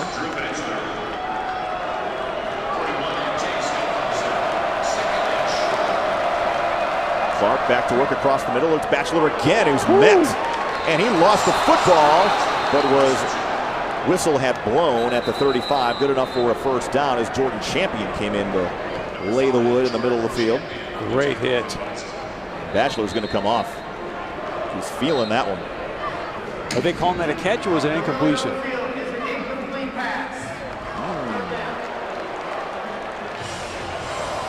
So here we are back at third down, Brian. They got about, what, 3rd and 1, 3rd and 2. Could this be their first third down conversion of the season? I'd be curious to see if they take another look at that. Again, Weber State recovered the fumble, but it might have been enough for a first down. Instead, they're staring a third down in the face with 43 seconds to go. Bison faithful on their feet. Clark hands it off onto the lay. And Trayshawn Garrett has a first down up to the 40-yard line.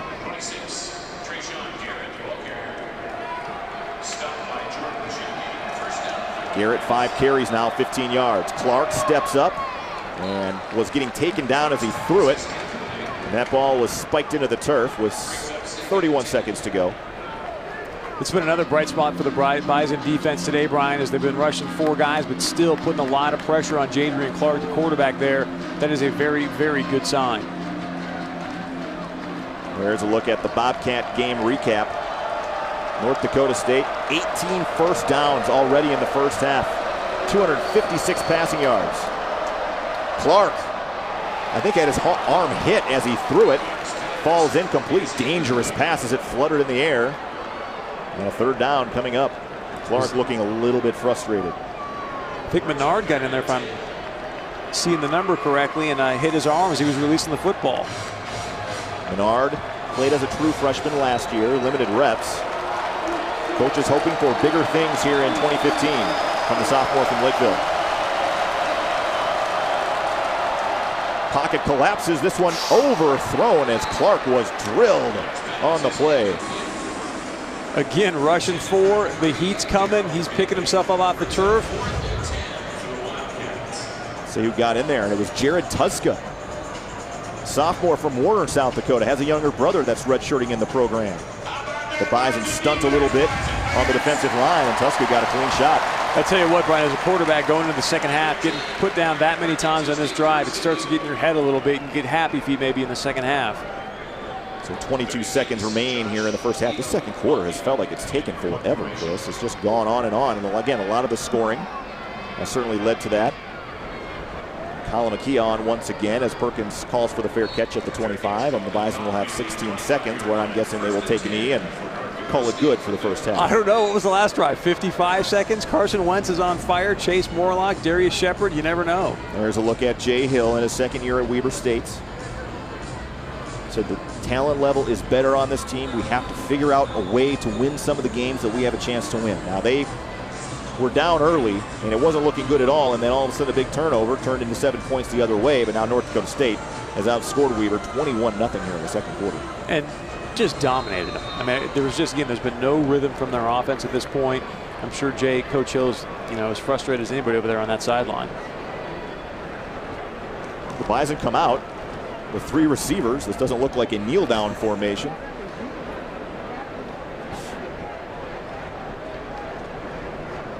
And Morlock will get the carry around the edge, and Chase Morlock picks up 9 yards. Love to see him call a timeout here. I don't think they will, but I'd love to see him do it, at least give it a shot. And that will do it for the first half. And Chase Morlock, 31 rushing yards to go along with 141 receiving yards. And the Bison have a 28-7 halftime lead.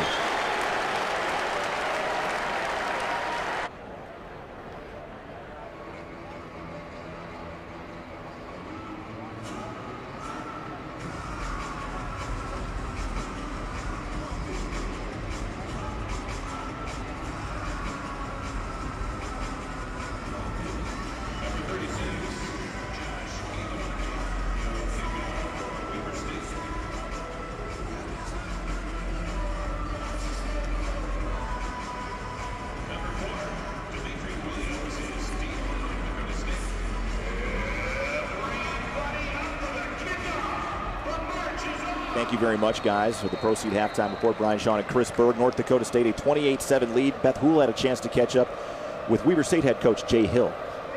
Hey, guys, joined by Weber State head coach Jay Hill here. Coming out of halftime, what'd you tell the team down 28-7 in this one? Well, we're making things up. We're not covering anyone. We're not nearly stout enough against the run. Defensively, we got to pick it up. They already got more yards this week than in the first half than we had against Oregon State last week in the whole game. Bottom line, we're making things up. We got to get back to executing our schemes, and you got to give credit to North Dakota State. They've done a great job.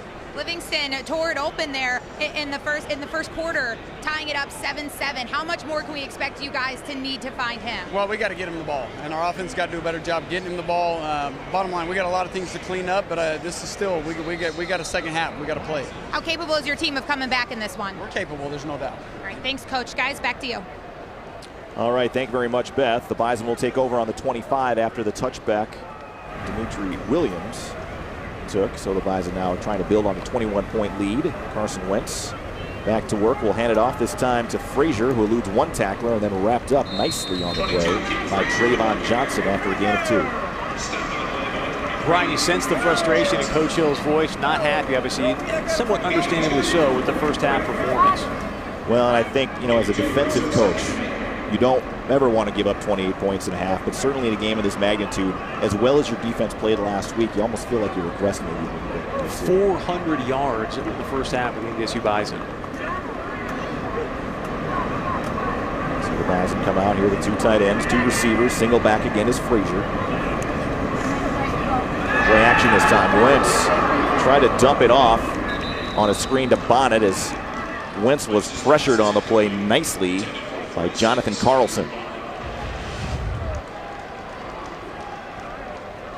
Good play here by the defensive end. Carlson didn't take the fake, held the outside, and obviously made a nice play there on Carson Wentz. So NDSU, a 3rd and long coming up, and the Bison pretty good on 3rd down in the first half, 6 of 9.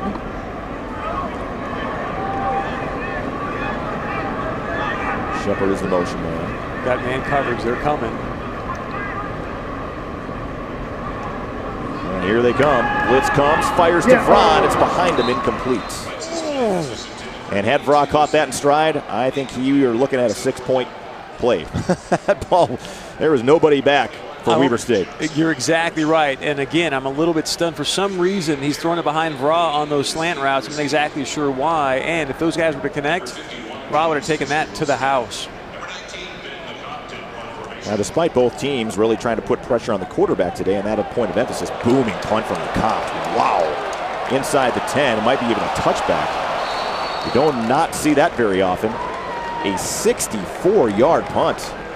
And Weber State will take over on their own 20. But neither team has a sack today, Chris, despite trying to put pressure on the quarterback, which is surprising considering how much Weber State has blitzed and how much North Dakota State has gotten after Jaden Clark.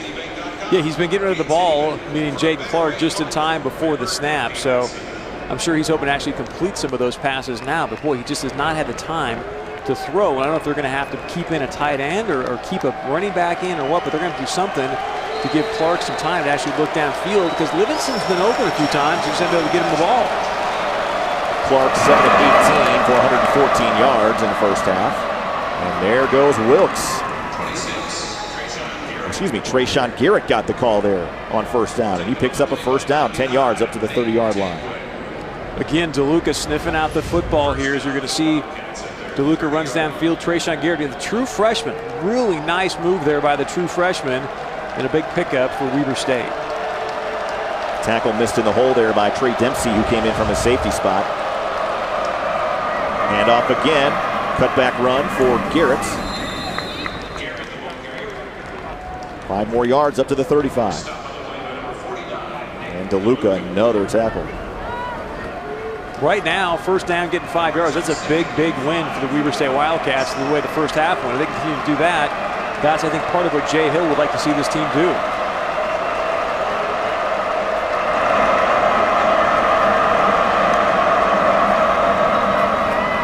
And off inside again. The Bison better prepared for it that time. MJ Stump sticks his nose in there and brings down Garrett for a gain of 2.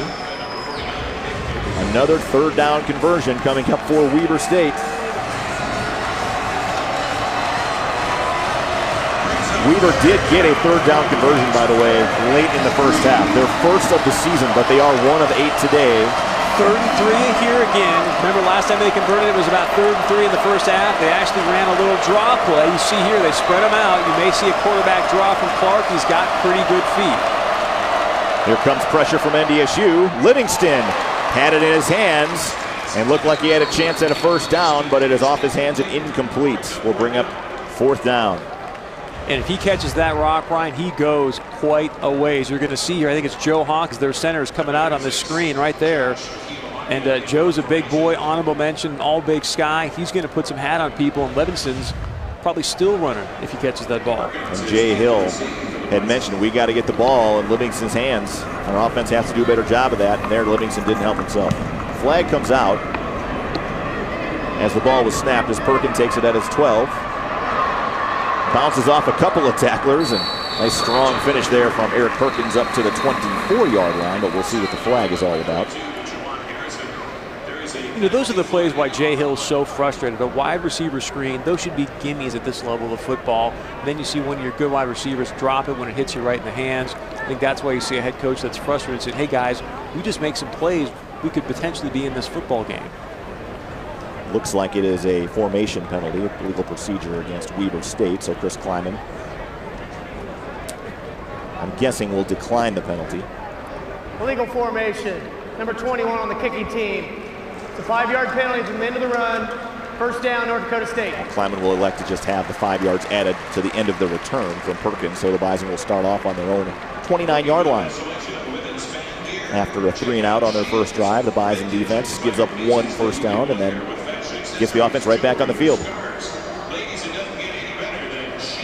And today's game brought to you in high definition by Parents Lead, providing tips and tools for conversations that matter.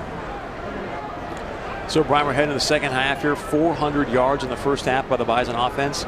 Do they change anything? Seems to be working whatever they have going on.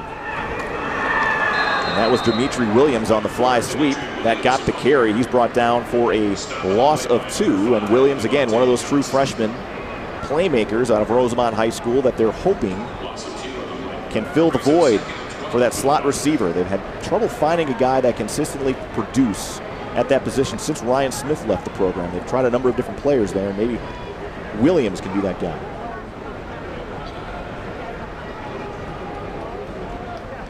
Here we go. You got the 8-9 guys in the box again. Connor Wentz, the tight end in motion, back to the running game. Off tackle. King Frazier taken down from behind by Yosua Opeta, another redshirt freshman from Stansbury Park, Utah.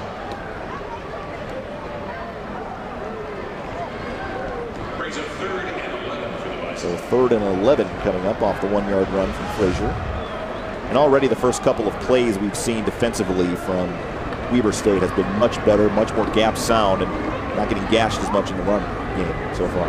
Trayvon Johnson coming off the edge there. He's doing a nice job this game. Well, Tim Polasek said he has improved immensely from last year when they played. So he's looking so much better as Wentz fires right on the money to Zach Fra.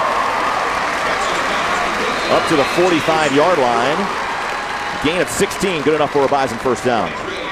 That was beautifully executed. You're going to see here, Vra, as soon as he turns around, he's pretty well covered. That ball is there.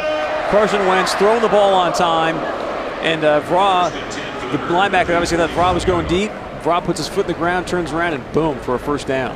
Pretty tough for LeGrand Toya, an outside linebacker, to match up with Zach Vra in the slot, but that's what we saw in that play.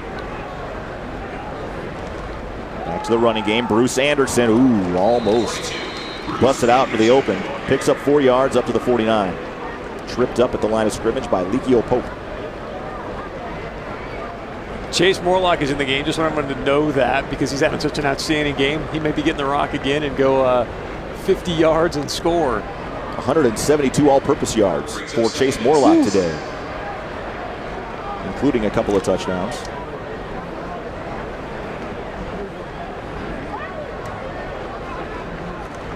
Morlock gets the run, trying to get outside, and Chase Morlock still going at the 30. Morlock cuts it back inside the 15 and down to the 13-yard line. Outstanding run by Chase Morlock. This guy is in the zone right now. Nodak Mutual Insurance replay. Made a man miss there, made a man miss at the line of scrimmage. Got a block there downfield. Eventually pushed out of bounds. And you got to give credit where credit's due. I mean, obviously Chase Morlock, great run, but this is the middle linebacker, Carson Lillenquist, running all the way down the field to push Chase out of bounds. Not as much room to roam on that play as Lance Dunn is taken down. Maybe got 1 yard. Lillenquist has been a busy guy today. 10 tackles last week against Oregon State. A lot of these guys making plays for Weber State defensively, Chris, are red shirt freshmen. So I think you'd think they're going to get better as the NDSU's back in the Superior Ink Red Zone. And Lillenquist again today, leading the team in tackles. He had the 9 in the first half, and obviously another one there against Chase. The Bison will give it again to King Frazier, who almost got through the hole. Taken down at the 5-yard line. Aflava in on that play along with Alima Key. That's a great run by King Frazier. 2nd and 9, come in, pick up 5, right up the gut. Good to see him putting his nose down and picking up 5 yards in a nice power play. You know, Alima Key, the outside linebacker for Weber State that made that tackle, played in 2010, did not play again until 2014, and then tore up his knee and missed all of last season. So it's really been about 5 years since this guy's played in a live football game.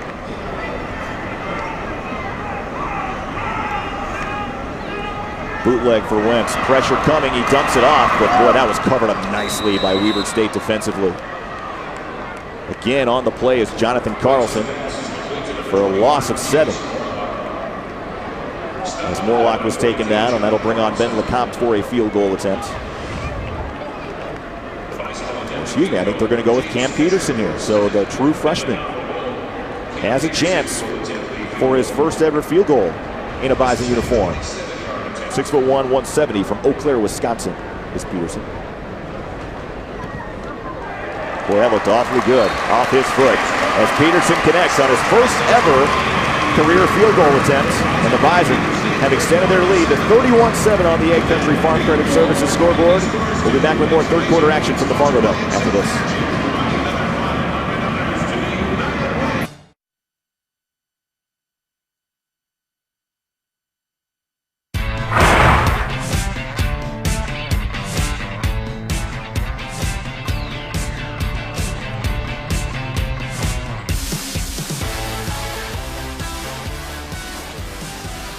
This game brought to you in high definition on KBLY and the NBC North Dakota Sports Network.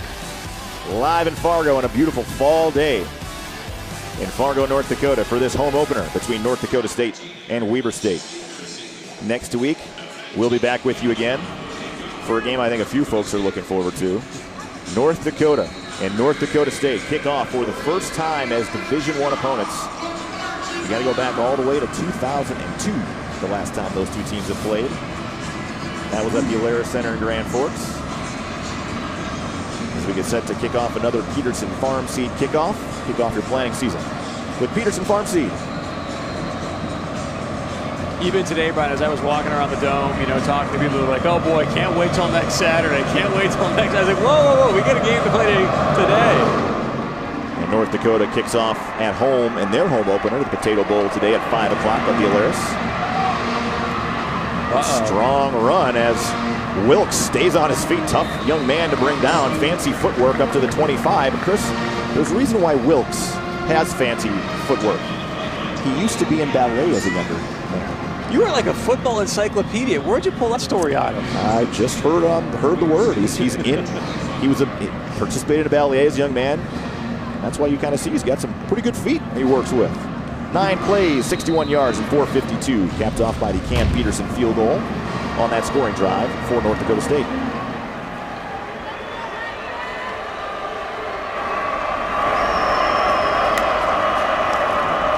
Delayed handoff.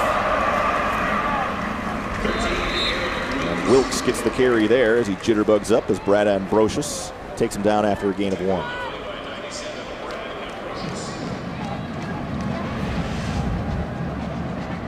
Wilkes really had a battle through some injuries last year. Saw some action as a true freshman, but just was nicked up. Never really got to 100%. The coaches hope he will break out here in 2015. Wilkes again gets the carry. Not much room as the Bison swarm him from behind. After another gain of maybe a yard, we'll bring up a 3rd and long. Time now for our North Dakota Soybean Council trivia question. What percentage of North Dakota soybeans are exported? I have an idea. It's a large percentage. I was just going to say, another 3rd long here, Brian. Obviously, they're 1-4 as far as the 3rd down conversions this season. We'll see what they do right here. Assuming they're looking for Cameron Livingston, but depends if he's going to have the time to throw or not. And it is caught. Fighting for a 1st down on the play is Braden Porpoise, a junior from Boise, Idaho. His 1st catch of the afternoon, his 2nd of the season, going to be short by about 3 yards. The Bison just 3 down linemen on that look, Chris, and that's something defensive coordinator Matt Entz said we are going to do a little bit more of, especially in 3rd and long, because we like the players we can blitz if we need to from different spots on the field. I think Coach Entz is going to be very, very happy with the way his defense is showing up today. With the exception of the 168-yard touchdown pass, which Chris Kleiman certainly wasn't happy about, at least still have been pretty good about holding this Weber State offense in check. Eric Perkins will call for the fair catch at the 23, and the Bison will have it there, leading by 24. Maybe a chance here, Chris, after this drive, if North Dakota State can get some points to maybe play some of their younger players on both sides of the ball. Because you never know when some of these young guys may have to step in a key situation, and getting them reps is an important piece of that. Well, as you talked about throughout the last 2 weeks, they've been given a ton of reps to a lot of 2nd and 3rd string guys, and this is a great opportunity to give someone like Easton Stick some game time just in case. We saw what happened in Montana, obviously, with Carson Wentz, so always a good thing when you can get your 2nd and 3rd stringers in there to get some game time reps. The offensive line has really done a nice job for North Dakota State today, despite missing Zach Johnson and having a little bit nicked up Jeremy Kelly at the guard spot. Frazier trying to get the edge. Excuse me, that's Lance Dunn on the carry as he's bumped down on the play by Jawine Harrison. You know, I was watching Andrew Bonnet on that play, Brian. You just got to tip your hat to him. The guy just loves to stick his nose in there and just lay his head on people. And there again, he had a great block on that run. Harrison, a nice job running down Lance Dunn. And Harrison actually participates on the Weber State track and field team. So a guy that is a 2-sport athlete at Weber State. Inside this time to Morlock. Jumps through the hole. And then taken down by Lillenquist, a yard short of the 1st down, up at the 32. Nordic Mutual Insurance replay. Nice patient run there by Chase Morlock. I know a lot of running backs want to hit that hole hard, but sometimes you got to wait for things to develop a little bit. I was just going to say 2nd and 6, I think it was. Now it's 3rd and 1. I think this is where you're going to start to see potentially Weber State, like I like to say, defensive linemen on their sleds. This O-line so well conditioned, thanks to Coach Kramer. I think you're going to see them just continue to open up holes and just ground and pound the 2nd half. 3rd and 1 for all the motion man. And Wentz is just going to plunge ahead, and I think he's got it up to the 33.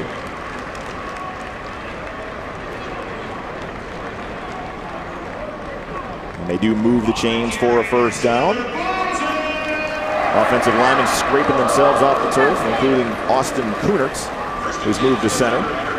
Now time for the answer of our North Dakota Soybean Council trivia question. What percentage of North Dakota soybeans are exported? 95%. You said a lot. I'd say that is a lot. It's a very relative term, but I'm going to stick with it. Empty formation here. 5 receivers on 1st and 10. Now Morlock motioning into the backfield. And Easton Stick in the game, and this is the 1st career carry for Easton Stick on his 1st collegiate play. And there you can see the athleticism of the redshirt freshman out of Creighton Prep in Omaha. Great call for a 1st play for Easton. Get his legs underneath him, give him some confidence. You can see here, nice face to Chase. Wide open hole. He just keeps the legs pumping and picks up a few extra yards.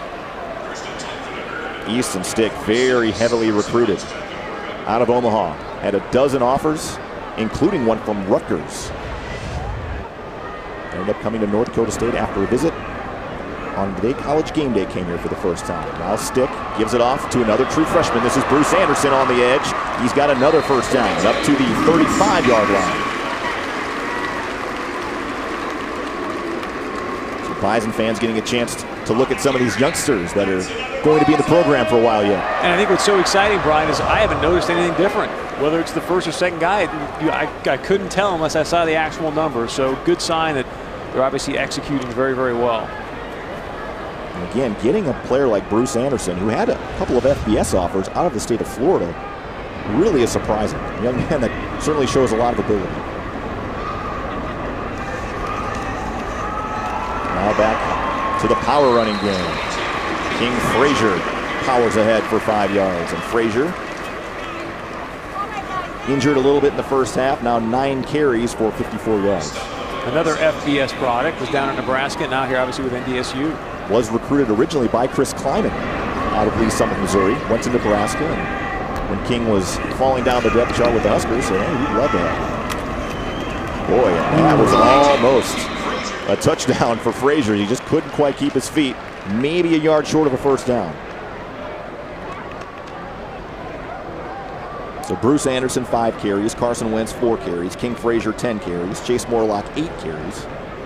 And Lance Dunn, 5 carries. A lot of different guys handling the football for North Dakota State.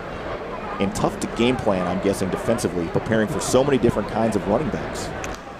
Coach Pollock, I think, is very, very happy to see the so many different people get a chance to touch the rock. So another 3rd and short coming up as Stick will hand it off. It's going to be close to a first down. Might be about, boy, a half-yard short as Trayvon Johnson made the tackle from behind. Another big play by Trayvon. That was Lance Dunn there, and I thought Lance might just go straight north and south, went a little bit east and west, and that may have cost him a chance for a first down here. And that's one of those coaching moments that coach can look in the film room and say, hey, if you can get a first down, you got to get north and south in a hurry, right, Chris?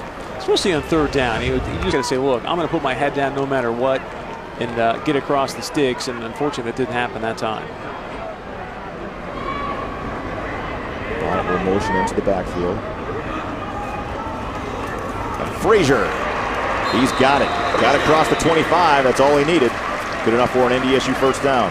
And there you said, great coaching moment before. There you see King Frazier's got some experience. He just put his head down, went straight north and south. And there's the first down. Now Dunn will come back into the ball game.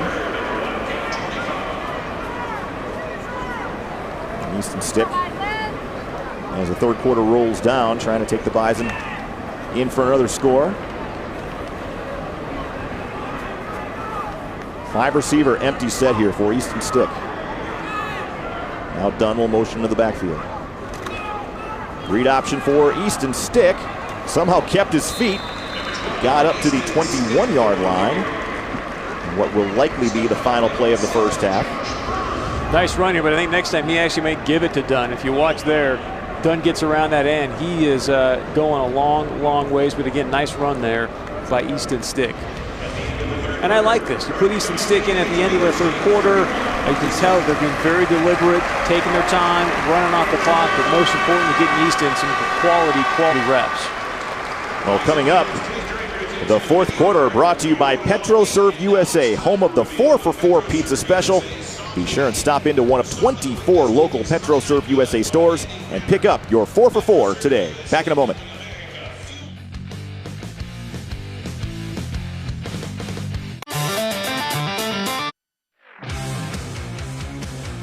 The concern about Carson Wentz was not a concern, as North Dakota State, as we look at the Bobcat game recap, has really taken control of things offensively. 526 yards total.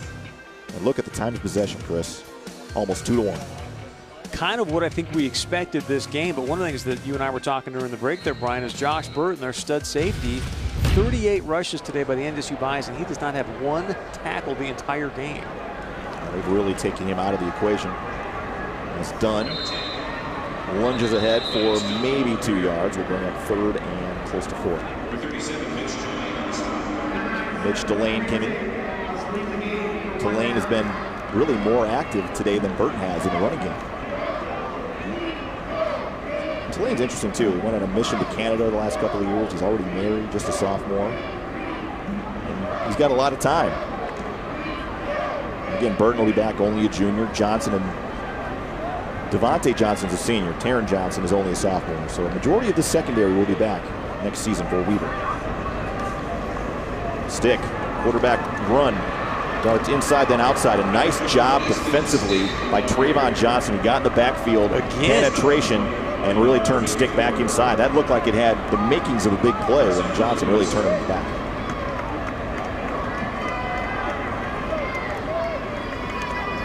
So a field goal attempt coming up here. After no gain, maybe a loss of 1. And again, it'll be Cam Peterson. Connected on his first attempt from 27 yards. This one will be from 37. Plenty of leg. Wow. Wow, would have been good from about 60 as he booms that one through. Great kick. So Cam Peterson 2 for 2 as a true freshman here at the Fargo Dome, and the Bison lead at 34-7. Back with more fourth quarter action, 13:58 to go on the Egg Country Farm Credit Services scoreboard.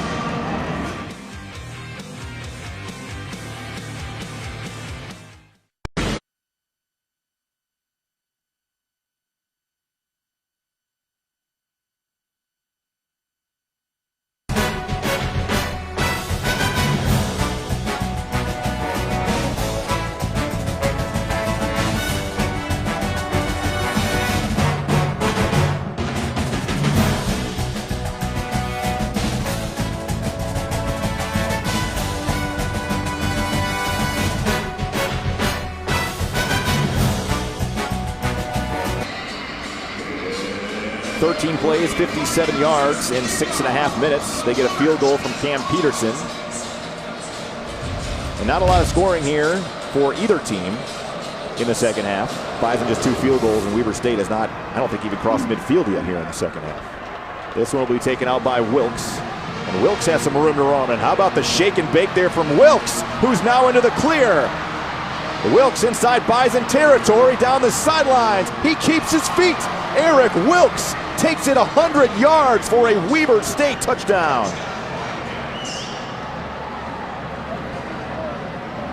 He found another gear in that one, Brian. I thought for sure someone was going to catch him. He just kept on going, found that 6th gear, and took it to the house. 100-plus yard kickoff return. Special teams coach is pulling his hair out right now for NDSU. LeCompte had a chance to slow him down, but Wilkes, and it looked like Dempsey had an angle on him there, and Wilkes just pulled away. Ballet training pays off, I'll tell you my what, friend. kids, you want to be a good football player, take some ballet when you're young, apparently. Goodness. The way he tiptoed the sidelines. Yes. All we didn't see was a pirouette. It's the only thing we missed. 13:44 to go here in the fourth quarter, and Weber State has pulled back within 20 off a special teams touchdown. Back in a moment.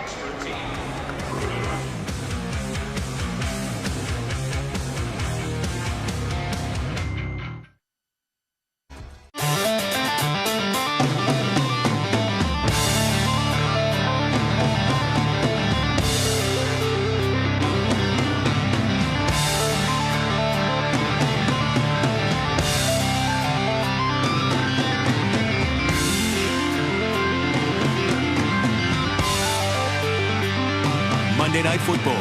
Eagles, Falcons at 6:55 Eastern. Vikings, 49ers at 10:15 on ESPN. Josh Kalamakia, a chance to try to kick off for the first time in a while for Weber State. Beth Houle on the sidelines for us today as a PetroServe USA sideline report. Beth. Hey guys, Coach Kleiman getting frustrated with the defense at this point, even grabbing the whiteboard and talking to the secondary about the fact that they need to improve on their communication all around. Coach Kleiman expecting a lot more from his defense. You of course heard it at halftime, and he's expecting more through the fourth quarter here. All right, thank you very much, Beth. Our PetroServe USA Bison sideline report. Dimitri Williams, his first return, taking it about the 10, gets it up to the 24. That's when the Bison offense will have it. with 13:37 to go. We heard Coach Kleiman even say at halftime in his chat with Beth that, you know, big plays just can't happen. They just can't. Yeah, we only give up 7, and we've only given up 7 defensively if you take away the special teams touchdown, but we can't give that play up because those are the plays that once you get into conference play can really hurt you. As Carson Wentz is back on the field. Kind of surprised by that. I thought Stick would stick around. Well, maybe the touchdowns change things here for one more possession, you know, and all of a sudden Stick mishandles a snap or something and Weber State gets another score, and all of a sudden you got a football game in there. Felipe Sitake in on another stop. There's what Carson's done today so far, 17 of 26 for 268 and 3 touchdowns. Throw in the fact he's got some carries today, 5 for 46 in a score. He's also had a nice day, would normally be enough to probably be the NODAG Mutual Insurance Player of the Game, but I think Chase Morlock has that baby gift wrapped already. Wentz fires in the flat, caught on the slant, right at the first down marker. Much better timing right there between him and I believe that was Zach Vroff, if I'm not mistaken, but that was right on the money. That was actually the first catch of the season for Nate Moody, who missed all of last season, a Dickinson, North Dakota native.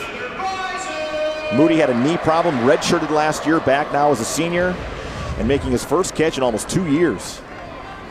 Good to see Nate back in. Impressive timing right there for a first catch in 2 years. Great job by Carson and Moody. People forget that Moody, as a true freshman, was actually forced into starting the national championship game in Frisco. The first one they won, they were so depleted in wide receivers that Moody was the guy they put in there. Wentz back to work, surveys, has time, and will just throw this one away. I love to see that from Carson Wentz. Last year, even against Montana, that's a play where I think he hangs onto the football a little bit, tries to make it happen because he's a competitor, he's a great athlete, but he said, you know what, I'm going to get rid of the rock, not risk my health. That is a great sign of maturity from Carson Wentz. 2nd and 10 coming up. Clock stops, 12:16 left to go here in the football game. Majority of the crowd is still in their seats enjoying it. The students have vacated, the majority of them. Williams, the motion man. Wentz swallowed up by a trio of Weber State defenders. Lillenquist in on another stop. Carlson as well has been very active from his defensive end position. That's what, about 4 or 5 times just in the third quarter that they saw that play, and I think they're starting to sniff it out, meaning Weber State, but pretty soon I'd like to see him hand it off there to the fly sweep guy and let him run around the corner and run up the sideline.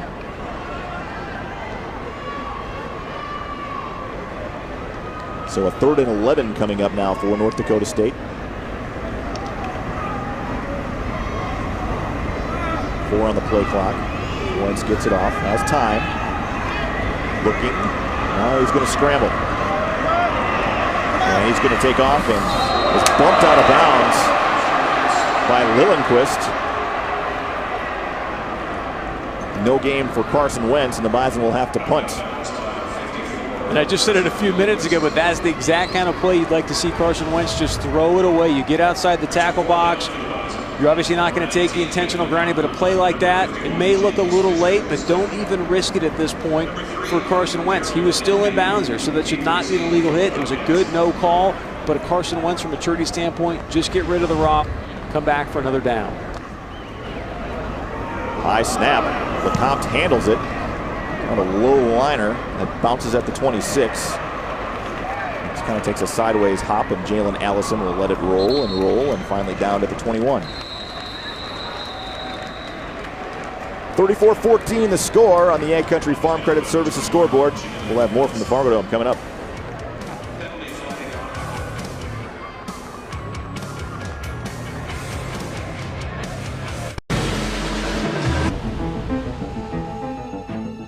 They're coming. They haven't forgotten. Their mission is clear. This is your warning. Their sights are set. They're going to try to take what's ours. Are you ready?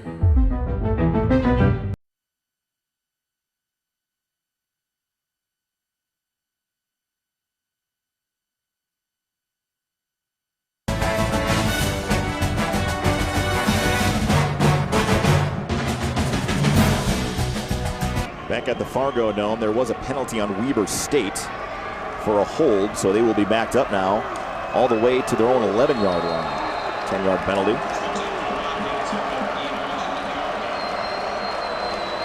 Jadrian Clark will give it up inside to Garrett. Brad Ambrosius right at the line of scrimmage. No gain for Garrett there as he's taken down.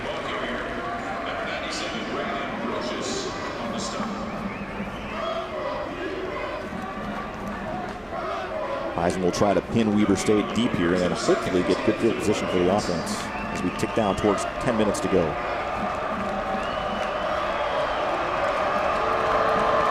Clark so far today just 8 of 20 for 119 yards.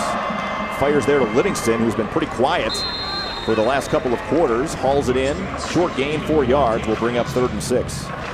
Nice catch there by Livingston. Good coverage by C.J. Smith. Just couldn't force the incompletion. Clark. Oh, drilled by DeLuca. DeLuca came free and Clark had no chance. I didn't think he saw DeLuca coming.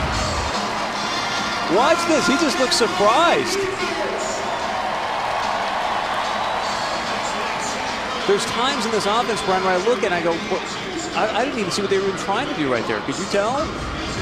You know, unless there was some sort of screen they were trying to set up, but it didn't look like he was there. And I think Clark just thought better of it and said, you know what, I'll eat it. Don't want to turn it over down here if we can help it. So, Kalamakia now will punt from his own end zone. Kind of a wobbler. Perkins at the 40. Going to try to cut back across the grain. Stays on his feet. Got a big block on the inside, and there goes Perkins. Nice open field tackle at the 30-yard line. And it was an offensive lineman that made the tackle in space, Calvin Stein. So give the big man credit for hanging in there, or Perkins might have been going the distance. 9:21 to go. Bison, short field, leading by 20.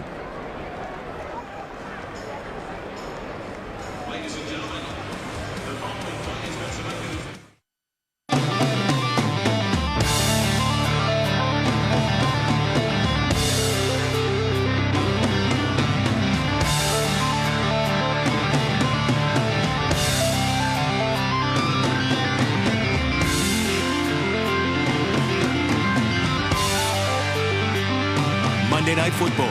Eagles, Falcons at 6:55 Eastern. Vikings, 49ers at 10:15 on ESPN. That jet sweep, and he obviously ran up the sidelines for, 15, 20 yards. So great call right there. Nodak Mutual Insurance replay. Williams had room to roam out there. Let's see why the Bison coaches really like what he brings to the table. An electric kind of player. And they've been setting it up all game. Again, the third quarter, they must have ran where the quarterback kept it 4 or 5 times, faked it to a guy like Williams running around at the end, and that time they gave it to him for a long gain. Here's Ndowski in motion. Stick will fake. Excuse me, that's Wentz. Now he'll dump it off to Urzendowski, and he falls ahead to the 7-yard line. Pick up close to 7.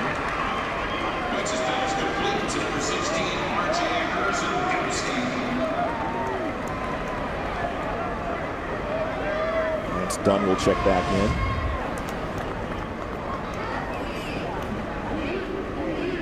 The Bison here now inside the Superior Inc. red zone once again. As you take a look at the Nodak Mutual Insurance replay, the Bison pretty good in the red zone even this season. Been money so far. Carson Wentz will take the snap and give it to Dunn. Follows the block from Connor Wentz, Carson's cousin, and falls ahead to about the 6. Carlson's had a nice game for Weber State today. He really has. He's been all over the field. Him and Lillenquist and Trevon Johnson as well. All those guys have been playing really, really well. Obviously, they've had plenty of opportunities with all the offensive plays the Bison have had, but nice run there. Leaves you with 3rd and short here on about the 7-yard line. Still get a chance for a first down. Well, obviously, we'd love with 7:30 left in the game here to take it to the house right now and put up 6 more. Urzendowski in motion again. Handoff goes outside. Dunn, can he get the corner? Showing off that speed. Could not stay in bounds, but I think he has enough for a first down. It's going to be very close. And I believe he's got enough. All he needed the 3, and I think that's where he was marked out. There is Mitch Tulane again, the strong safety for Weber State, making a really nice play. We all know that Dunn's got some wheels, and to see a strong safety like that come up and force him out of bounds, well done by Mitch Tulane. It looks like Lillenquist dragged himself off the field. Not sure what's going on there. We'll obviously find out what's happening with Carson Lillenquist. North Dakota State has run 74 plays. Weber State has run 39. Bison are just wearing out this Weber State defense. They've been on the field a long time here.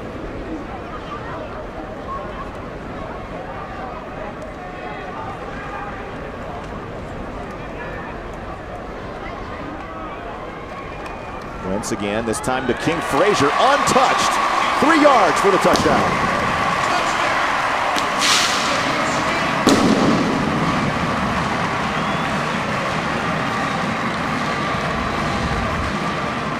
Great job by the big boys up front again. And Brian, we were talking about this all game. And yes, I'm sure the Weber State down guys right now, they're tired. You just mentioned the number of plays, and great confidence builder for the big boys up front. So Frazier punches it in. His first touchdown of the day. 63 yards on the ground for King Frazier as he rumbles in from 3 yards out. And the Bison lead it 41-14. 6.5 to go from here in Fargo. 5 plays, 30 yards. King Frazier in from 3 yards out in just under 3 minutes. And the Bison have once again extended the lead. Up 41-14. LeCompte booms it away. Be a touchback here on this Peterson Farm Seed kickoff by Taron Johnson. And they're taking a look at Lillenquist. Looked like he got rolled up on a little bit. That's a guy they're going to need. He's had an outstanding game. You can see him over there on the sideline earlier, just dragging himself over to the trainer's bench. Hopefully he's going to be okay and be back in the game. Weber State has their home opener against Sacramento State, and that's a big game for Weber. They got to try to get off to a strong start in the Big Sky, and certainly Sacramento State is a winnable game for them, and getting back home after 2 tough road games. Starting off at Oregon State and NDSU is not easy. They had such a tough year last year. They were 2-10, I believe, but they didn't win a game until the 7th, 8th game of the season. Clark across the middle, put it right on the money. First time, I believe, the tight end Cody Ayolfson was targeted today, and he could not come up with it. 2nd down. Matt Plank in the game at middle linebacker. That was great coverage by Plank. I mean, he was all over that guy. Plank, one of those guys that right now is backing up Nick DeLuca, but is getting more playing time on special teams, and certainly hoping that should someone go down, he can step in and will not see a drop-off. Clark again. This one is intercepted. Andrew Smith. Being in the right place at the right time. Great interception by Smith. I'm not exactly sure who tipped that, but it was a tip ball. Smith's right there and gets the pick. First career interception for Andrew Smith, the junior out of Sioux Falls.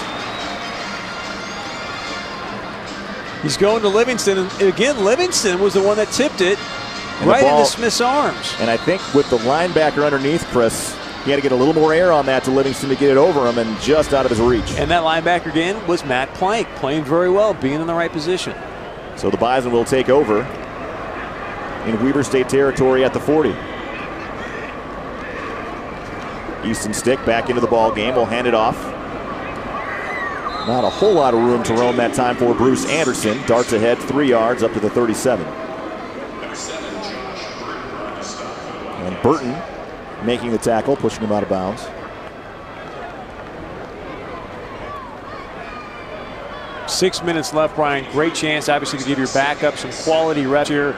We'd like to see Polasek treated as if, hey, this is a close game. Let's give these guys some real game time speed and see how they respond. Colin Connor getting a chance to play a little bit Christian Triplett's been on the game. We've seen Volson. So a lot of these young offensive linemen getting their feet wet today. Power goes to Dunn. Cuts outside to the 35. Will bring up 3rd and 5. And LeGrand-Toya in on another tackle. Kodak Mutual Insurance replay. There's Triplett number 77. He was the one that kind of pulled on that. Dunn working off him. See 71 in the game as well. That's Luke Bacon, another redshirt freshman from Granville, North Dakota. Played his high school ball at TGU. Some of these small town North Dakota kids. They're players. They got great work ethic. Tough kids.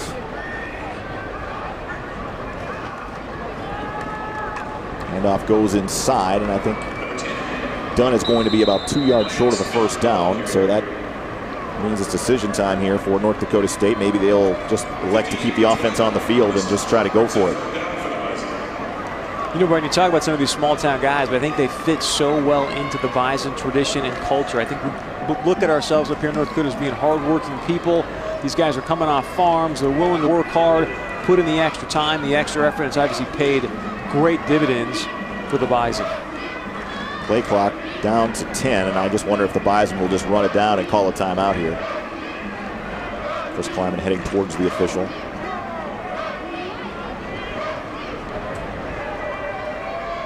Chris will call a timeout with 4:22 to go. Bison a 4th and 2.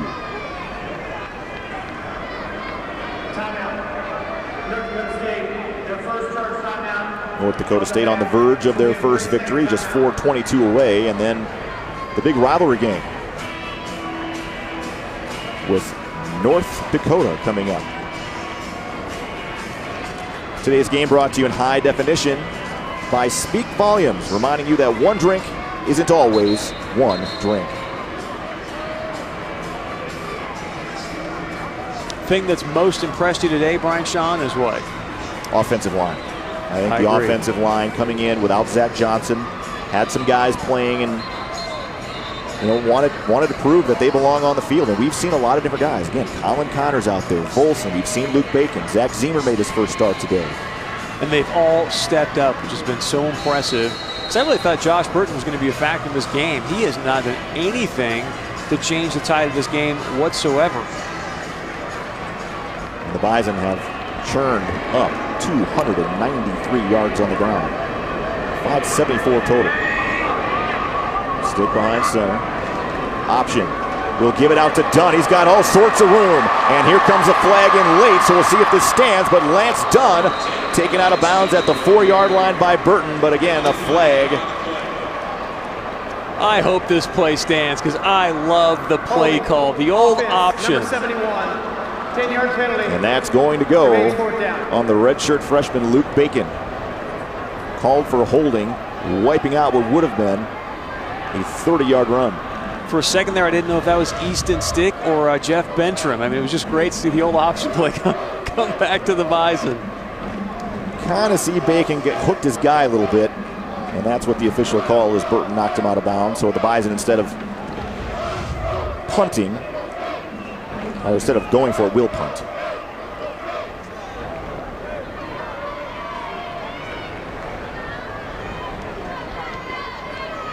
So did you imagine it was going to be 41-14? I knew that the Bison were going to win, but I didn't think it was going to be with this domination. You know, Weber State had shown that they're going to be a competitive football team. I think they will all season. But coming in here, North Dakota State had 2 weeks to stew on a loss. Playing in this building, North Dakota State is riding a 23-game winning streak at home coming in. I mean, that's a tall order after playing at a Pac-12 opponent just a week ago.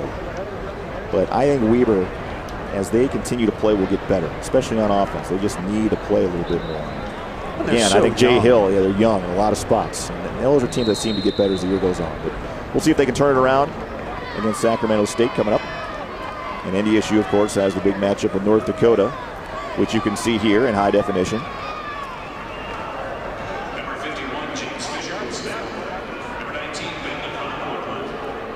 So Ben LeCompte on to boot this one away. Weaver came after that one a little bit. LeCompte hung it up and bounced into the end zone. The Bison had a chance to down it deep. So it'll be a touchback. And Weber State will have it at the 20-yard line. So any early thoughts on next Saturday's game? Well, I think North Dakota has the attention of a lot of people based on what they did to Craig Bowles' team. As we take a look at the new seed fan cam, students hanging around. They'll celebrate this victory. That's one of the redshirt offensive linemen that actually just signed with NDSU. But North Dakota coming in here after beating Wyoming and soundly beating Wyoming, holding Wyoming to just 29 yards rushing in that contest out in Laramie. Wendy will take on Drake today at 5 o'clock in their home opener. Clark on the, that's Chad Leckington into the game. His first snap, 6'2" sophomore from Shelley, Idaho. He did play in 9 games last season, so he has some experience as Jadrian Clark's day is apparently over.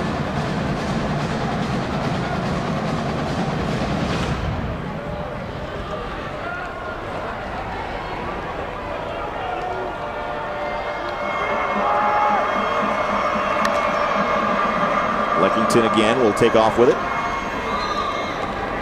And last year when Leckington played, he didn't attempt to pass. Everything he did when he was in the game was run the football. So that's why we're seeing what we see here. You know, Weber State last year when we played them, they had Billy Green, a BYU transfer in the game. I thought he played very, very well. And then they ended up going to obviously Jadrian Clark later on in the season. He ended up 2-2, and now you give Leckington a chance to get some reps as well. So I'm not sure exactly where Billy Green's at in the depth chart, but apparently Clark is showing them something that Billy Green wasn't. A big collision there in the middle of the field.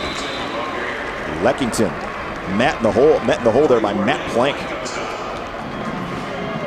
Great sign to see Plank sniffing out the football the way he is. So 4th down coming up here for Weber State. I think they'll keep the offense on the field.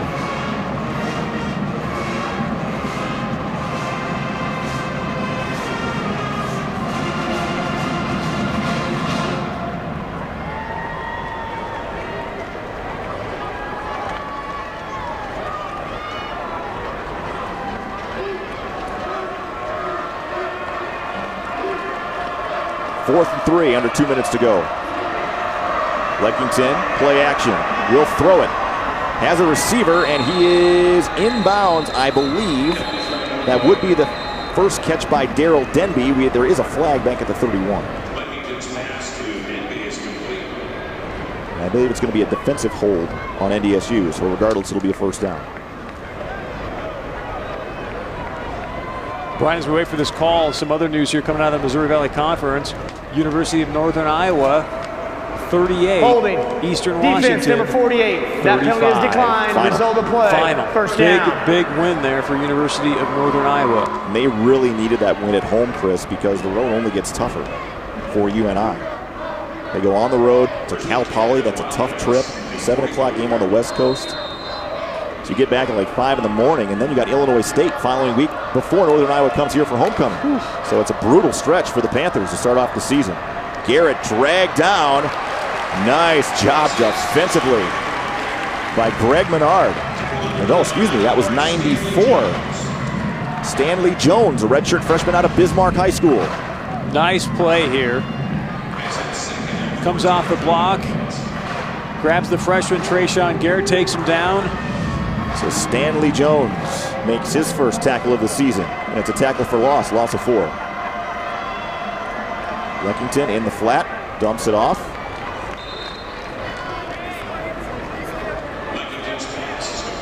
Caught by Rafael Langanu. I think Leckington's 2 for 2. Continue to throw the rock, huh? Now under a minute to go as North Dakota State will go on to win their first game of the season. Leckington flushed, rolls, and he's going to throw it away. Pressure applied there by Austin Farnloff, another backup defensive tackle.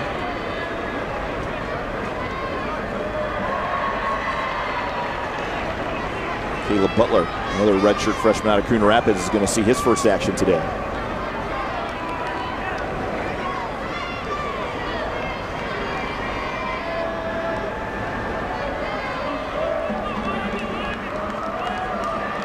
Empty formation again, 5 receivers. Washington dumps it off, and again it's caught. This time by Livingston, short of a first down. And that was on 4th down, so it's a stop. 41 seconds to go in the game. Come in. Maybe We'll take a knee here. and call it good. Dominating Celebrate. performance. Yeah, it really was. I mean, in the first half, North Dakota State had 407 total yards on offense. They end up with 574, 293 of those on the ground. Meanwhile, Weber State only has about 80 yards of total offense here in the second half. They just could not get anything going on that side of the football. Just the entire game, there's just no rhythm in their offense. NDSU 79 plays that they've ran today. This will be the 80th. You run inside. And Darius Anderson got his first carry. Flags come flying in. Looks like it might be a personal foul. I can't see the number, but Cole Davis also in a quarterback took his first snap of the day today.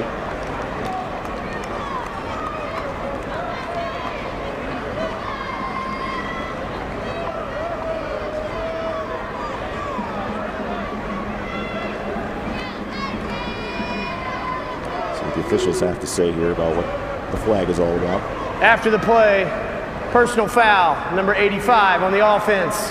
15-yard penalty, 2nd down. And that goes on Nate Jensen, redshirt freshman out of Waupaca, Wisconsin. Played at the same high school as Brock Jensen. he might be running some laps for that one come tomorrow or Monday. Yeah, especially with 40 seconds left in the game. And again, these guys that don't get a lot of reps want to be aggressive and show what they can do when they get the opportunity, but that's... You got to play disciplined football. That's what's won championships here at NDSU. Run to the outside as Anderson almost keeps his feet. Gains 9 yards up to the 44, and that's the senior from Hawaii, transferred from Valley City State. And that'll be the final play of the football game as both teams will meet at midfield and shake hands. Great game for NDSU. Again, want to remind you, next Saturday you can see it here on KVOI and the NBC North Dakota Sports Network. UND versus NDSU. Chris Kleiman celebrating his first win as a head coach this season.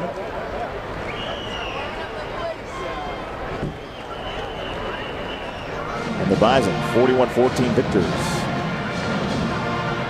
And NDSU will have a week off the last Saturday of September before heading to Brookings, South Dakota to take on South Dakota State in the Missouri Valley opener. So that'll all be an interesting couple of weeks here with UND, and then 2 weeks later, your other big rival from South Dakota.